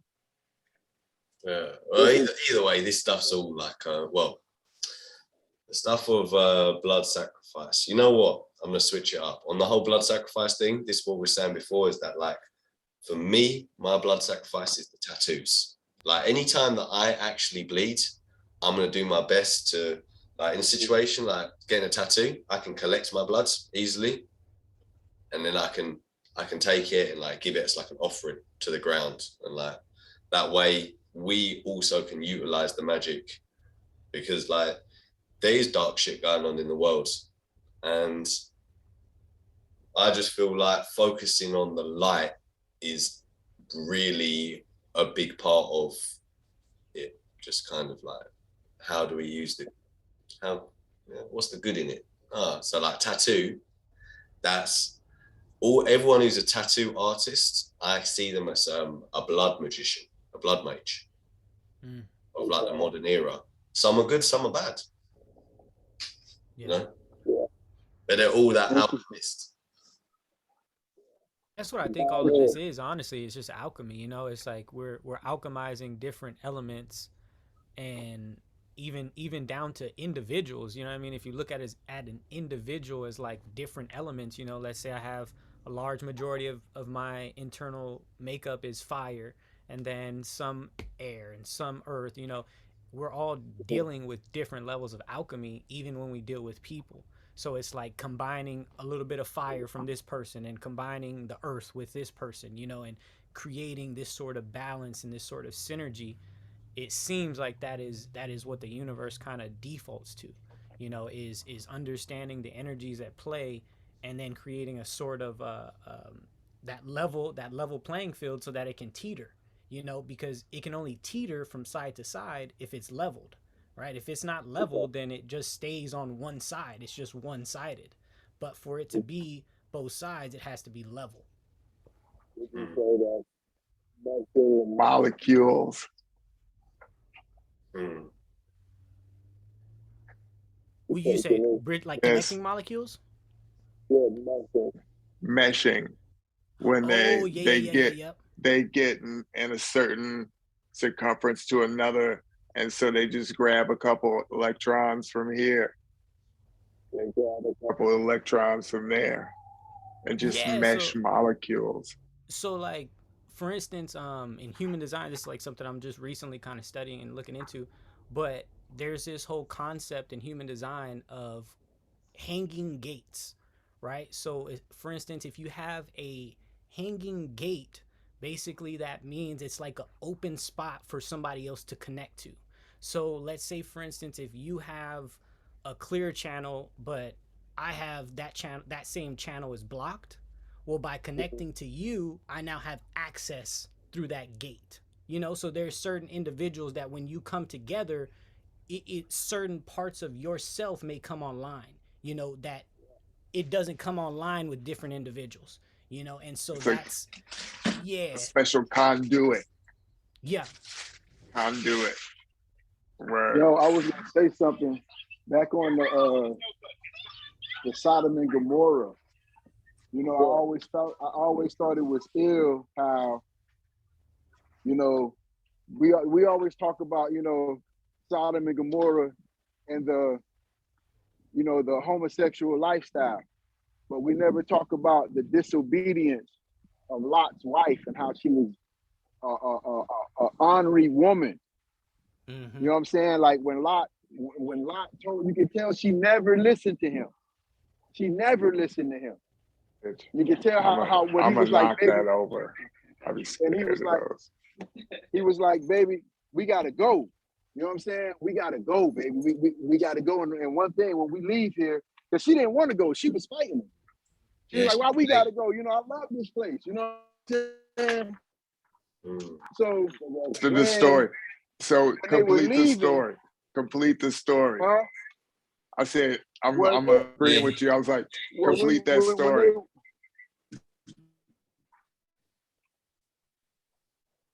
What happened to her? You know, I know. They were leaving, hello? So when they were leaving, the one thing he told her was not to look back. That's all he gave her the instructions, baby. And her defiance, she turns around and be like, bitch, fuck you. I'll look at what I want to look at. It turned her into a pillar of salt. And this is the storyline where, you know how when I always say, man, you salty as fuck. Like we use salt to describe, you know what I'm saying? And she the turned earth into salt. Yeah. She was so angry, she turned into salt. Turned into a crystal. Yeah, but to me, that was always ill. That was always ill. You know what I'm saying? Like there's two stories going on inside of. Is it kind of cutting out? Like it's not. Is it me? A little bit. Yeah. No, it's cutting out on my end too. Through her disrespect. It's kind of cutting out. Hello? It's kind of cutting out a little bit, like. Okay, hold on. Let me turn this off. Let me turn my headphones on. Let me turn this off. Yep. Yeah, I think we can hear you. It says the network bandwidth is low. Our guys can go ahead. Get this out. Yeah, it's crazy though. She turns into a pillar of salt. Right. Well, I remember when I heard that, I was like, what? Like, that makes like no sense. I'm connected. Can you Is guys that hear me? allegory? I think it's We an can hear you. I think the pillar of Okay. salt is like a crystal. Crystal has. Hello. We hear you. We hear you. So Okay. you were saying, old girl turned into a pillar of salt because she was mouthing off to her husband. Because so the she whole was shit was disobedient. What disobedience? Yes. She turned around, wasn't it? And I think taking it a step further, I think that she was deemed unworthy to be saved because she had a secret longing for that way of life, you know, because For that's that why way of she life. didn't want to leave for that way of life. Exactly. That's the key thing, because Exactly. that's She where was the parallel is. Gomorrah getting it in. Yeah, and you know, because remember they were like, you know, Lot. You remember now when the angels came, Lot was sitting on his roof. That's how much of a fire starter this broad was. He couldn't even be in the house. It was so much shit going on in the house. He was on the goddamn roof. I heard On the roof. Um, Look, the angel. Look, why did the town want to gang rape the angels? Right. Everybody. Why they raped the girl Right. to death and cut her into pieces?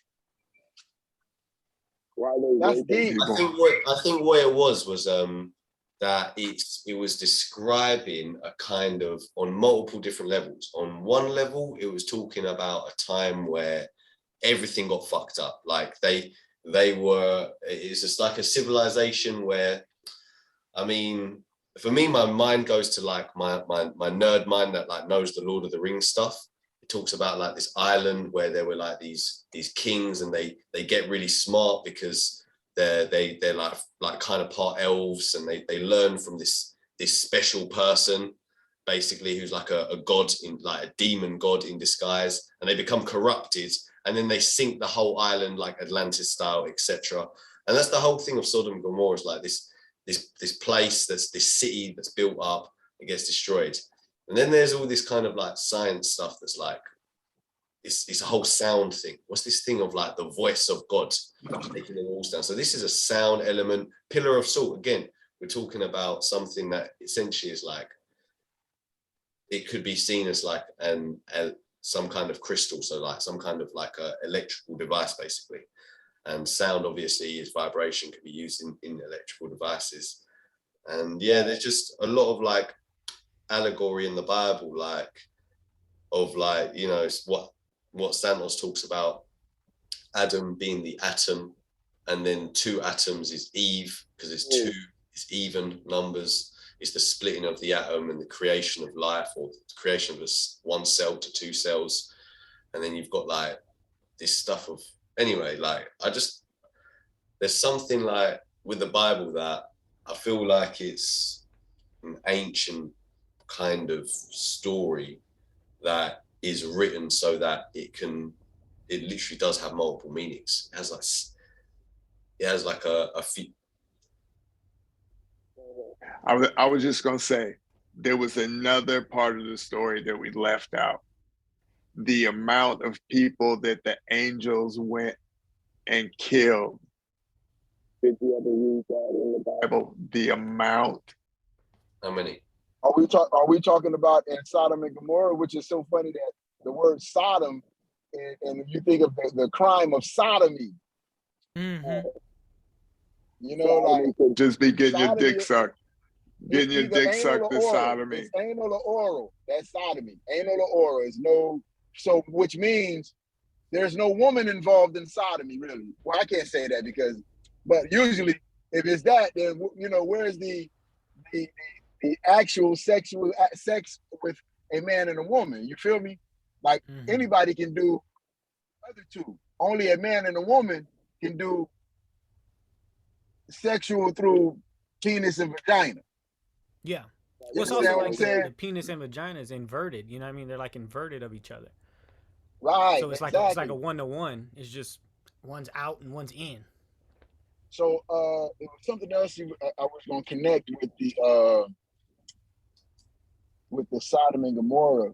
But again, to me, when you ask about why did they rape everybody, I think when we think of, you know, sex is the ultimate fleshly act. You know what I'm saying? So it's almost like sex was a weapon almost of control. Sex was a punishment. You know what I'm saying? Like, you know, if you want to punish a man, you can have sex with him, but it's not going to be a woman having sex with him. You feel me? Now, So check it out. We have to make it. I have to do it. We have to be. I don't personally. Shout out to all the gay people out there. I think being gay is fine personally. Do you know what I mean? I don't think it's a sin or anything like that. But I hear what you're saying, Rab, because if personally, if someone was to fuck me, if a guy fucked me, that'd be fucked up. That'd be traumatizing. That would really. But that's my perspective. But you go I back have to like shout out book breaking with for the people slavery. out there, because You know what I mean? being gay. If you're gay, you're gay. Do you know what I mean? Each Well, their own. it really necessarily. It's not talking about. It's not necessarily talking about gay bashing or anything. I was answering the question on what he thought. Why did in the book that the raping was a part of the punishment? You know what I'm saying? Like he said that they were raped to death. That's that. Yo, can you imagine that shit? To death. And then look, the husband cut her into 12 pieces. Interesting number. He gave a piece to each tribe. He gave the 12 pieces to the 12 tribes of Israel and declared war. And then this guy started the war. Look, and they were talking about, we killed 35,000 here. We killed 8,500 here. This is all. That was another thing I forgot to say. The amount of people they killed. Is that allegory? Is that something that it reflects to the astrology chart when they're saying we went in and we killed this many people? We went and we slayed this many people. Created this many days. And this way, I honestly think all the numbers in the Bible are pure, like, mathematical precision of universal knowledge. Formulas. Indeed.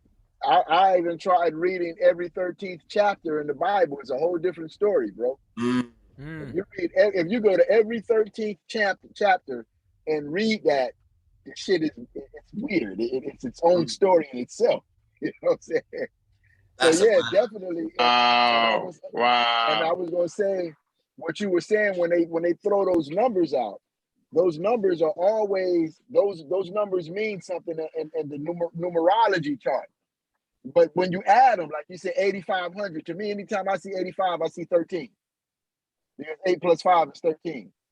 And then when you and it's a lot of shit that goes on when you in life, and like these historical facts, a lot of shit happened on the 13th, bro, or the numbers that add up to 13, which is 4. You know what I'm saying? But that number 13, like 52 weeks in a year, that's 13 times 4. 26,000 years is an age. That's 13 times 2. You know what I'm saying? The sun and the 12 disciples, that's 13. Like 13 is a part of everything, bro. 13. You know so that's part of those numbers of the people that they slayed. And then, hold up, then they set the whole shit on fire. The refinement. Like we talked about earlier, that's the highest form of energy is the fire, you know, because it's giving off that light. So you took something from that was seemingly in like the lowest state it could possibly be in, and then transformed it via fire. Yeah. Or got gentrified. That shit was a nuclear bomb, yo. That's what I heard too. But what dropped on Sodom and Gomorrah was nuclear, yo. That was, there's nothing that's in this earth that wasn't there with hundreds of thousands of years ago. They were using nuclear shit in Egypt. Look, That was that coming into the Vedic wars when they used the nuclear bomb. Mm. and it was, What are they called? I want to say a Merkaba. It was what is the Indian? Oh, swastika. The Indian light ship. Oh, I don't know. But yeah, those the Vedic war stuff where they got the Vedic. guy. yeah. Oh, man, why can't I remember? Texts are like, they tell that I haven't read them either, but from like my gathering of just like listening to other people, they say that the Vedic is the one that gives the closest analysis to basically an actual history, rather than like say the Bible, which in terms of history seems to only recount the most recent age, and nothing really everything else is just done within like 7 days. Boom, we're here. And everything gets fucked up, and then boom, that's the start. So it starts with everything gets made. Now it's made, everything gets fucked up, and so yeah, the Vedic texts are apparently, according to some people, are the ones that go back. They go back. Even if just Build like and destroy. we hit on it earlier about the Viyamanas. Vietnam, that's what I'm saying. Viyamanas. Mm. So, With the space war. And so there was something in the Vedic text. There was something in the Vedic text about these wars. And that also translated about that war between, is that Enki and Enlil? A battle amongst themselves, and they were family members. Yeah, I hear you. It's what I wanted to ask Santos about, because this whole thing is it's like But part two, to three. me, that's all connected. You know what I mean? Because it's like while we're focusing on like one form of mythology, there is another similar mythology that has the exact same stories with just different characters. So it's, to me, when you begin to bridge those connections and begin to bridge the mythologies of understanding Christ, Jupiter, Hercules, all these similar energies, then you're able to look at how the stories deviate. You know what I mean? The story of Hercules might deviate a little bit different than the story of Christ, but ultimately it's the same energy playing out, So it's, to me, like when you're looking at one area, there is other corresponding areas and other corresponding numbers that sync up with that, but that's kind of the fun part, is making those connections, making those dots. You know what I mean? Because I was actually thinking about this with just Moses parting the Red Sea, you know what I mean, and thinking about Osmosis Jones, so you got like osmosis, motion, so that's basically in motion, and then Jones is like a fixation, so you've got essentially you're combining the two, so it's like a push. It's like a push of a fixation. You know what I mean? When you say Osmosis Jones, it's like you're addicted to the push. But that's the white blood cell. But even just the entire like description of the white blood cell, it's basically always at war. So think about that part of your body that is always at war. And your white blood cells only make up 1%, and they protect the 99. Action. Yeah. Yeah, I've heard people describe it like that, like saying, certain things of like, say like, the Canaanites or something like that were like basically like the lower parts of ourselves, and that we've got to defeat them, like, defeat the lower parts of ourselves, like, say like eating too much bloody junk food or whatever, like, that's like the lower parts of ourselves, and that could be described as like, I don't know, because personally, I don't know it, but I haven't read it, but I've just listened to other people who have, See, and for me, I think it's like, go ahead.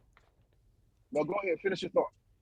Oh, I was just gonna say it's like staring down. If like say you were in a high place, and it's like falling in love with your reflection, but your reflection is like the lower primordial waters. So you're seeing yourself, but you're looking down. You see what I'm saying? You're looking down because you're in a higher place and you're falling in love with your lower self, but that's darkness. So the further you go into that lower self, the darker it gets because you're leaving that higher place, that vantage, that perspective, that God mind, and you're traveling down. Interesting. Mm. That's interesting, yo. Mm. But you know what I was gonna say is, okay, so we've all studied on how our coming into being, and the aliens and reptilians and things of this nature. What's so odd to me is, even when we talk about Adam and Eve, we talk about the reptilian presence, because they said that Lucifer was a serpent. Mm-hmm. Well, all serpents are reptilian. And to me, I always felt that in that story, because Cain was evil. So how the fuck did God create evil? How did Cain become evil? You know what I'm saying? If this is God and God is supposed to be real. In my perception, when the serpent, Adam and Eve, was in the garden, Eve laid down with the serpent first, and bore Cain, and then laid with Adam and bore Abel. Mm-hmm, mm-hmm. You know what I'm saying? So therefore, and I It's say a that plot to say, twist. right, and I say that to say that the reptilian manifestation has always been a part of our existence. And when we talk about now, we're talking now we're talking the draconians or reptilians. You know what I'm saying? It's almost like they let us know, like, yo, these lizard people are here. They've been here. You know what I'm saying? And here's the acknowledgement. But because we don't read the Bible for self, and this is the only time we allow people to read to us and give us any and build whatever the fuck they want to build in our heads, we don't see the science in it. I didn't understand the Bible until I read it for myself, like a novel. Mm-hmm. It was just a good book. And then I was able to acknowledge, I was able to look at it from a different standpoint, because when you look at the characters, like King David was a fucking gangster. Okay? Yeah. Solomon was a fucking pimp. Yeah. Jesus was a fucking revolutionary. Moses was a military man. You know what I'm saying? Samson was a fucking thug. All these people still exist. Yeah. And when you're boom. You're able to get a better understanding of these are just, stories of shit that we go through, because every story in the Bible, somebody's going through that shit in real time. Mm-hmm. Or that like when I tell people, I say, yo, the Bible is the gangsterest fucking book I ever read in my life. Like, if you want to read some gangster shit, then go read the fucking Bible, bro. Because there's some gangster shit off in that book, yo. That's facts. That's facts. So it's like it's this whole gangster. Like, it's funny how gangster is the terminology now. That's how we live. We live in gangster. Yeah, gangstar, exactly. Gangstar. Come on. So it's like even the disciples, they was a gang. Yeah, yeah. This was a gang, yo. Yeah. They're the stars, man. David was a gang leader. He was a gang leader, bro. You know what I'm saying? David was a gang leader. The Israelites were the fucking drive stars. Yeah, they were all gangs, bro. They went on tour. Yeah. And went to different venues, kicked over the money merchants. You make it laugh. I always looked at Jesus or Yeshua as a bomb ass MC. Like, yo, nigga, that nigga was the realest MC. His music was so hot, they had to get rid of him because his lyrics were controlling people. Yeah. Like, yo, with the stuff that I read, more like what you're saying about how they're still living today, almost like we embody all these like archetypes, and like I see the characters so much as like, when you say the names, I think of them as like, oh yeah, that one's like the militant. I'm like, that's Mars. That one's like, I see them all like the archetypes of like Venus, Mars, stuff like that, and like interesting. Yeah, and like almost like I link that to in ourselves as well. Like, say there's 7 planets in the sky, like Venus, Mars, Mercury. Mercury's the mind, Venus is how we love. But we got 7 chakras. Obviously, the 6th chakra is how we think. It's the third eye one. You know, you got like your root chakra, your belly chakra, your heart chakra, throat chakra. Each one's got its own purpose. And there's like these stories of these gods as well, and you know where we really stand in this reality. We're made up of these things, and I think in these books, it's teaching us so much. So as well, feeling like what you're saying about the whole reptile and Eve thing. So it's interesting that like the reptile makes Eve bite the forbidden fruit from the tree of knowledge, and then she has kids. One's Abel and he's good, and one's Cain and he's bad. And it's like, what? But the snake made her bite from the foot. So what was the biting from the forbidden fruit? Some people say it's like having sex. That power of the magic in sex, like what you're saying earlier, can be used for good, can be used for bad as well. And if it gets bad, when I look at saying about the dragon. That was the dragon knowledge that she got with. So did she have a baby? That was a plot twist. So she made the evil one with where did the evil one come from? She had a baby with Adam and one with Lucifer, with the dragon. Right. Light bearer. For really I was gonna say the light bearer, the enlightened one. Keep it exactly. Now listen. Can I cut you? I don't mean. I just want to tie into that. So I was going to ask a question. What did Adam and Eve didn't have when they came into the garden, but what they did leave with? They left with more than what they came in with. And what was that one thing that they left with? It's like consciousness or perception. They left with intelligence. Yeah, they saw that they were naked and put a grape seed over their genitalia. Awareness. They become the intelligence. And that's what Lucifer was. Lucifer was he's the light bearer. So light is intelligence. You know what I'm saying? Like even when I look at the book, you know, Lucifer was like, yo, man, you want to know what you want to know some shit? Eat that fucking. I always look at the apple as a book. Like, read that book right there. The book he told you not to read, go read that shit.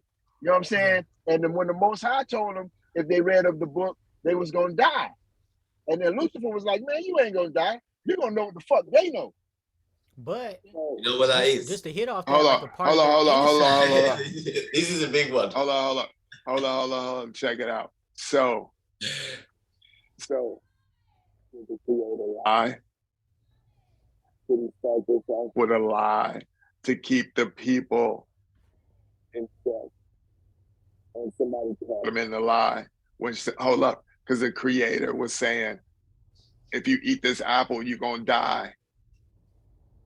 Right? Yeah. Well, that was the Elohim.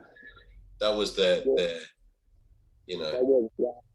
That was a demigod, because God wouldn't lie. What did he say?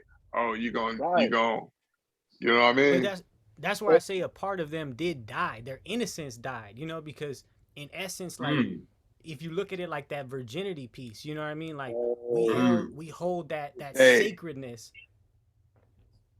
Well, okay, so now are we saying that like that's what they left with? They left with they got awareness now, so they left with here with the knowledge. This is what it is. What Darian's saying about the innocence. They say innocence is bliss. Bliss is paradise. Paradise is Eden. They were in innocence, and then they become aware. They're no longer innocent. They're no longer in bliss. They have to leave Eden. So by being able to become self-aware, you can lift this state. And God, Darren. Check this out. So intelligence is a crown of thorns. It's painful to wear the crown of intelligence. So again, you trading off that innocence, pain-free, for a life of suffering with pain. But you have that knowing, whereas previously there was no knowing, so that innocence was still present. And because of that, there was no pain. But and the introduction. I was going to say as well, there's this, I think is in there for a reason why it's Lucifer that introduces the tree of knowledge, is because knowing is also a double-edged sword. Because if you walk around and you avoid getting hit by a branch, it is quite nice because you can see light, the Son of God, the light of God, Jesus, the good side is helpful. But the other side, Lucifer, the light of God that's bad, well, that's the one that makes you see things. And now I'm self-aware. Now I'm going to hit up the gym. So I'm going to look strong and look dense. And now I'm going to become vain because what I see, I become attached to, because the light is drawing me in. The light is making me attached.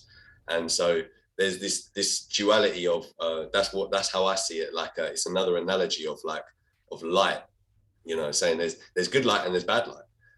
Yeah. And what you attach to ultimately is kind of what makes up your existence, because it's like, if you attach to like the different, like, let's say for instance, like black light, like black light, for instance, is going to be, it seeks to suck in, it wants to resolve to that source point, to the original, right? But I would say the white light would be kind of the opposite. So it's seeking out, but it's also filling the space, because it has this this presence about it, Yeah. The dualities that fold in and out of each other. It's like I always like compare that to like slavery. You know what I'm saying? In a sense to where the slaves it was illegal for them to have knowledge. Mm-hmm. You know what I'm saying? Because once they have knowledge, then you can't be a slave anymore. Because you know what I'm saying? And I that was a great explanation to the death of innocence. You know what I'm saying? And I didn't look at it from that standpoint, because I always look at it like, yo, Lucifer told him the truth, and why do we strive for intelligence as opposed to striving for innocence? Because you can only have innocence once when you can have intelligence forever. Like, you're innocent until you have sex. That's what they say, like, oh, she lost her innocence when you have sex. You know what I'm saying? Now you're awakened to the world, and it's almost like, again, the innocence of them having sex, like I say, that opened their eyes. But here's the even deeper shit. How did Lucifer know what the fuck was gonna happen if they took the bite of the knowledge? If that shit didn't happen before. Right, so this is because in the Bible, this is where the comparison is between the Bible and the Vedic texts, in my kind of surveying of what people say, is that the Bible starts off, it says on day 1 this happened, day 2, it gets up to day 7, everything's been created, but then it says the earth became a desolation and a waste. It says it so basically it's implying that it was fine, it was all good, everything was running, and then all of a sudden they've got to, like, basically everything gets annihilated. And then when the Elohim kind of get together, the gods who are already there, and it's plural for some reason as well, it's multiples, these beings, because they talk to each other and say, let us make man in our image. So there's a group of people already there, and they talk to each other and decide to say, make up them in our image. And then not only that, then they tell them to repopulate the earth. So that's obviously, the English translation is very heavily suggesting that it was once populated, now they've got repopulated. So what that means is then the Bible is starting from a point after a certain cataclysm. And The deluge. After the deluge, And you think? That's in the Bible as well, though. I think in the Kabbalah, it mentions some of the worlds that were destroyed prior to essentially this perfect formula that we're kind of existing within. You know, there was like trial and error where God essentially created different generations, you know, and so that's why like my mind goes to like hydrogen is the generation of hydro. So all these gens, they're generations. And so it's like you had different people of different times where you have like Iron Man, Gold Man, you know, all these different elements where they're combining elements with man, but ultimately it's combining matter with light, you know, because hue man is light man. So you're combining matter with light. That makes sense. When you say hue, color, hue, hue man. You're color man, you know, but you are the full spectrum. You know what I'm saying? You are the full spectrum of color exists within you.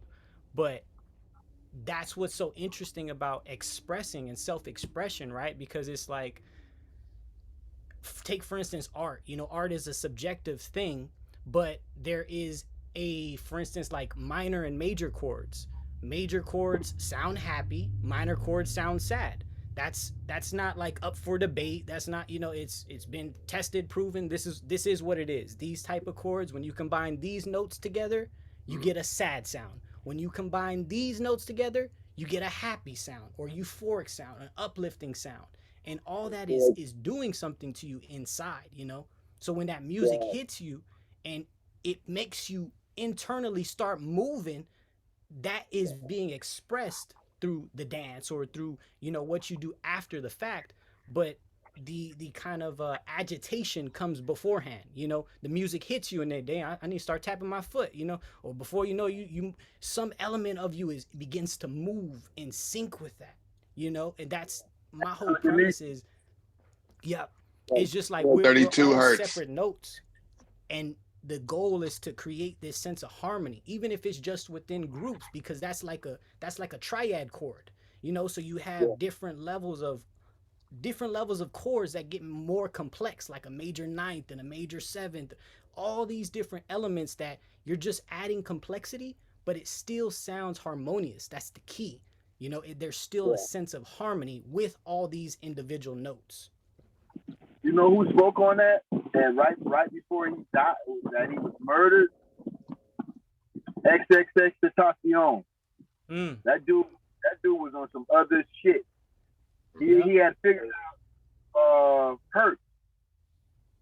And he was like, yo, do you understand? If I put my music at a certain hertz, I can make you do anything I want you to do. Like I can spirit it, and it will make you, I can turn you into a zombie. I've actually had that before. Like I've really, like, I notice it now. Like it stands out so much. Like I know when a music is being brainwashed to make me feel agitated. I can hear it now. It's like I remember I heard it in a Grimes song. This Grimes, I don't know if you heard that. Oh, it's Grimes.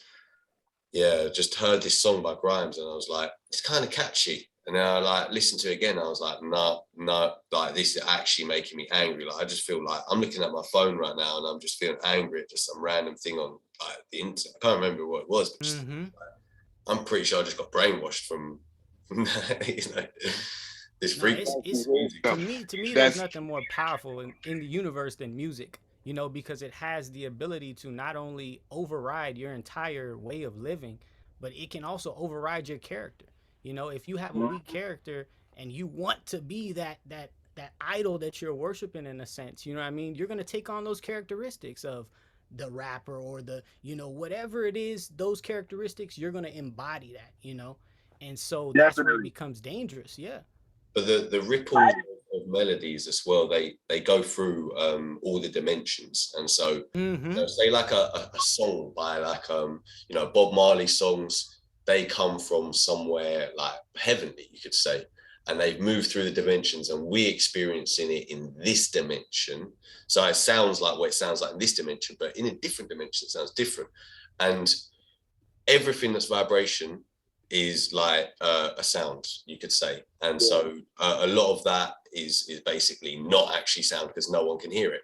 So your brain is constantly making vibrations. It's like this electromagnetic thing. Your heart, everything of you is like making these vibrations, these inaudible sounds and frequencies, which are imprinting different dimensions, making music. Down to your heartbeat, you know what I mean? Like that is continuing to reverberate every single day throughout the universe. You don't hear it because our sensitivity is usually not tuned to hear a human heartbeat, right? But think about how loud that has to be. Think about how loud that has to be. You're talking about 7 billion hearts pumping. You telling me that don't really make a sound? That makes sense. Or something we can't perceive? Isn't that like a heartbeat? The metronome? That's a perfect heartbeat. Even just that, with the animals, you got the hi-hats, because you got the birds that are just like the birds all together. Imagine the sound of birds' heartbeats all together, which are like so quick. That's gonna sound like some like hum. It's gonna be like a bass or something. You know what I mean? The word. That first there was the word. Isn't that what the creator said? At first there was the word. That was the ultimate frequency. That was the harmonic frequency that we are all sending out. Then when you get with creative minds, we're meshing molecules, sharing knowledge. And who was the person who lied to us and said eating our apple was bad? We gotta pull that person up on charges. Because the apple has gave us intelligence. You should never want to not downsize, but get uneducated. Is education ever bad? I think it's just education is bad. Education and intelligence are not synonymous. Let's not confuse education with intelligence. You can't teach intelligence. Enlightened. Yeah. Being enlightened. There you go. Is being enlightened ever bad? Why would the creator lie to us? It's not that it's bad. It's that you have to fully encompass everything. You're gonna have to accept many things, and one of the most basic ones is that it's first unity and then duality, and then so duality is gonna be good and bad. If you have bad immediately, you have good. If you have good, you immediately have bad, and so. But isn't that what the God said that Adam and Eve accomplished once they ate the apple?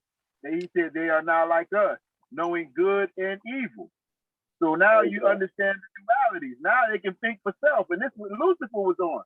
Yeah. When God was like, hey man, such and such, Lucifer was like, yo man, I can think for myself. I'm good. You know what I'm saying? And that was the fucking problem.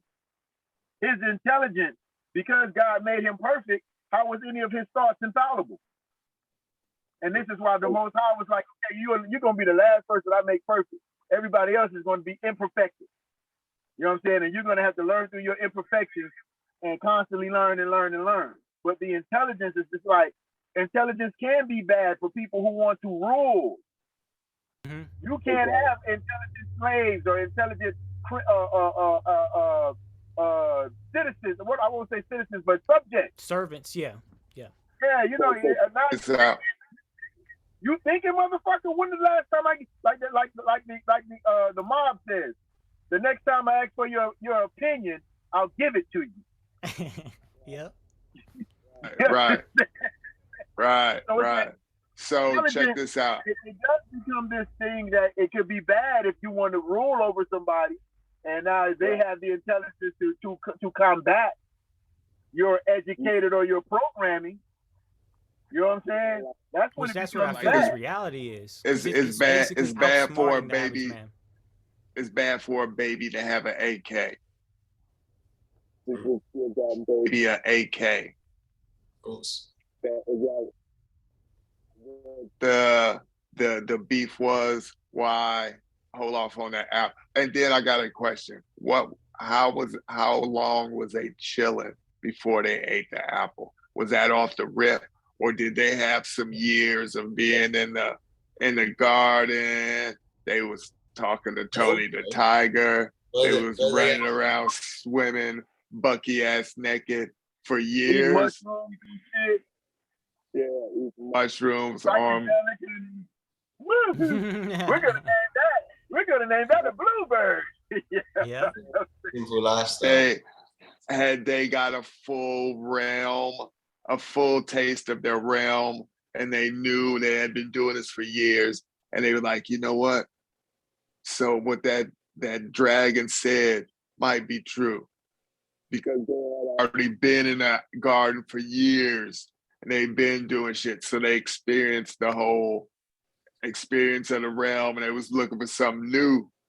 I think that's what, like, we in this book that I've been reading, like The Light of Egypt, it kind of says that the soul has to progress through all the stages of consciousness before it reaches self-awareness, which is where we're at right now. We're self-aware.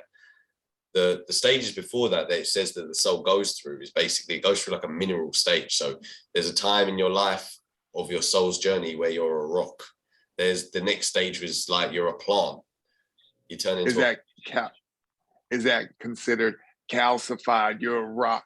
That was like before knowledge. No, it's trying to, I feel like what it's I doing think it's is a trying level to of awareness. conceptualize the thoughts of being the molecules that just hold something together. Then it's something that operates a plant. Then it's something that operates an animal. And then it's something that operates a human. And then after that, I don't know, like, I think it's the after human, with self-awareness, you get like almost like to the peak of the curve. So now what you've got to start doing is unstripping things now.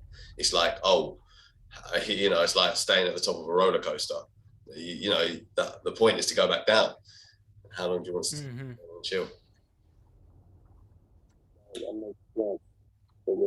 Coaster, because ultimately you do have to go down, but it's going to take you on some dips.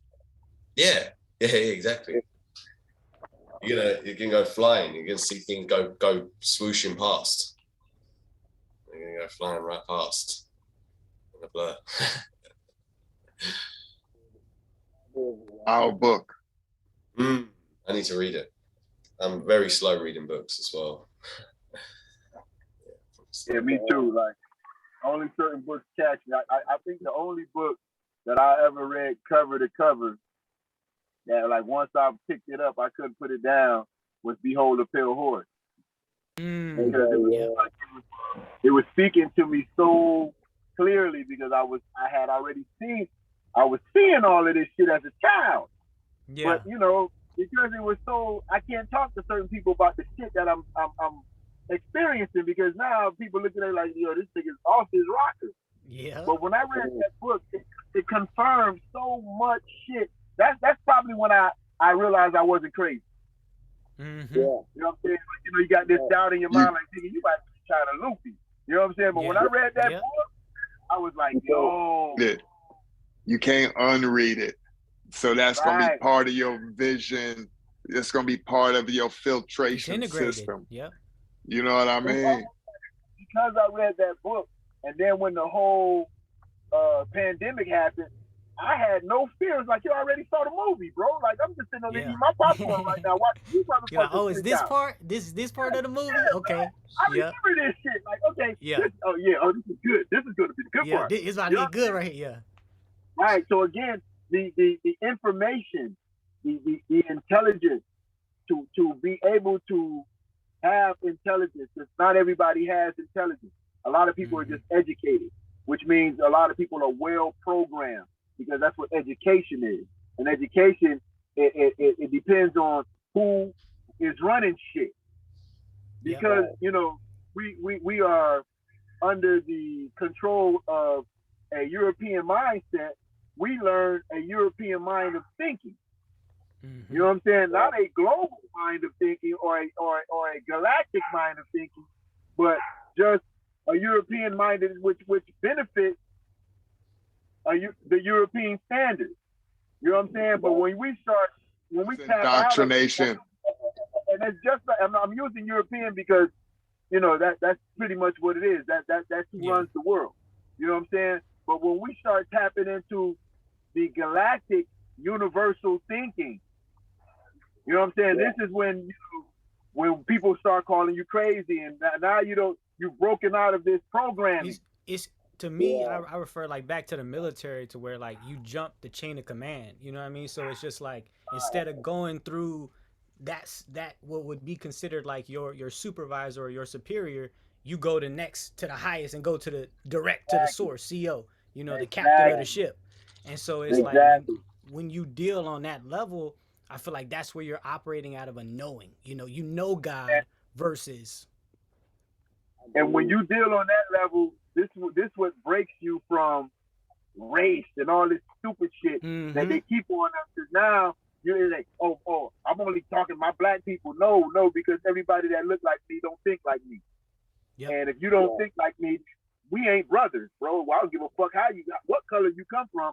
If we share the same mind frame, if I see some shit and you see some shit and we both see the same shit, you my brother. Because now I ain't even got to talk to you no more. We're communicating telepathically now. Mm-hmm. You know what I'm saying? I don't have to say the obvious.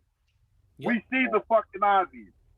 You're gonna know what fucking door to go through. And I'm gonna have to tell you, hey, not that door, stupid. The boogeyman is behind that door. Your energy knows the boogeyman is behind that door. So we're gonna end up in the same place every time. Mm-hmm. That is the intelligence that I believe they are trying to withhold from everybody, because we will start choosing, and then in those clusters of people who have that intelligence, now this is power. This is universal power. This is bigger than the internet. I can speak some shit into existence. Yeah. Or we can. Right. If everybody knew that. If everybody knew that, that would be killer business. We're on this frequency that we can literally speak shit into existence, because it's a lot of us. Yeah. And we're actually saying this same chant. And we're saying this same chant, and then boom, there it is. You know what they say about the age of Aquarius? What is that? The age of Aquarius is the time. No, I'm saying, what do they say? What do they say? Aquarius is like, it's an air sign, so it's logical, it's intelligence. And now that we're in the age of Aquarius, we're at the exact point of the wheel reflective of Leo, the golden age. So right now it's the merging. Okay. Aquarius is blending all these waters and mixing stuff together, merging it to basically in an enlightenment process. So we're leaving the Bronze Age, the Iron Age in Pisces, leaving it behind us, and we're going up now. We're moving in progression. Aquarius is bringing in the waters, which is guiding us, and it's just that it's that age of intelligence, like Aquarian energies, basically. It really is. It really is. Myself, it is. I've never known this much as to this point. I'm a student of life. I'm getting gems. You know what I'm saying? Getting gems and jewels and downloads. Today was amazing, and I really enjoyed that. That was just like absolutely amazing. The whole thing. Yeah. I think I'm gonna have to kick it pretty soon. I'm gonna have to kick it pretty soon because I need to eat and get to bed and get this thing uploaded as well. Oh yeah, it's nighttime over there where you at. Hey, was it just lightning then at your pad? Did I see lightning at your house? No, I did. Maybe the light flickers. I don't know if the light. Oh, I think it was the light flickering. Yeah. Okay. It's about 11 o'clock over there right now, right? Or midnight? It's 10 at 11. And I got to have my dinner. Okay. And it's not too late, to be fair, but I kind of want to eat and get ready for tomorrow because I'm going to go. No problem. I feel you, man. We've been rapping for a good time, and it's always a beautiful conversation. And like, again, this is what I'm saying. We are all of intelligent minds. So when we speak, there's no, what do you mean by that? I don't understand. And then because of the misunderstanding, now we got friction.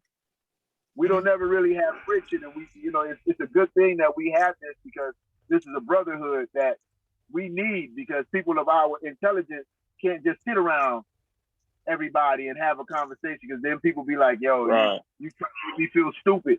They get intimidated because they can't, they're not there yet. Yeah. And I can't they'll drown taking them out to their waters. Yep. I can't always dull in myself to have conversations. So I always look forward to this, you know what I'm saying, this communication level that we're on, that I can say stuff and people be like, yo, not only that, but I can add to that. You know. Yeah. Right. This is I a love very that. good build. This is a No, very good solid. build. The communities. It spreads. Hey. It, Hey Rob, when you get to the crib, call me so we can do that inventory shit. Okay. I'll tell you what I'll do. How about if I just call you tomorrow? Because I'm a once I tap out of here, I'm gonna just take some time, and I give you a call in the morning. But it did come yesterday, and like I said, I was so wrapped up into this fucking account that's just been the account from hell that I just didn't give you a call. Word. So we can link up in the morning. All right, no doubt. That's what it is. Level. Love. on the level. Level. We're on the level. We're on the level. We on the level. We're on the level. Oh, big love. Big Bless love. up, brothers. What's up, brothers? Bless up. Till next Bless time. Hey, yo, and check this out. I'm trying to figure out how I wanted to go back and put these on my YouTube as well. There's a way to do that, right? Yeah. Okay. I've got your email, haven't I? I just need to share the link. Yeah. I've got most of them uploaded. Oh, work. Yeah. Can you email them to me? Yes, they're a little bit disjointed, but they're all on my OneDrive, so I can send them over pretty easy. Darren. Awesome. Should have done it already, guys. Awesome. Apologize. I'll send them all over. All right, brothers. I'll send them through. Wow. Same bat channel, same bat frequency, same bat vibration. Peace. Come on. Love is love. Love is love, brothers. Love is love. One. Peace. Blessings, guys. Peace.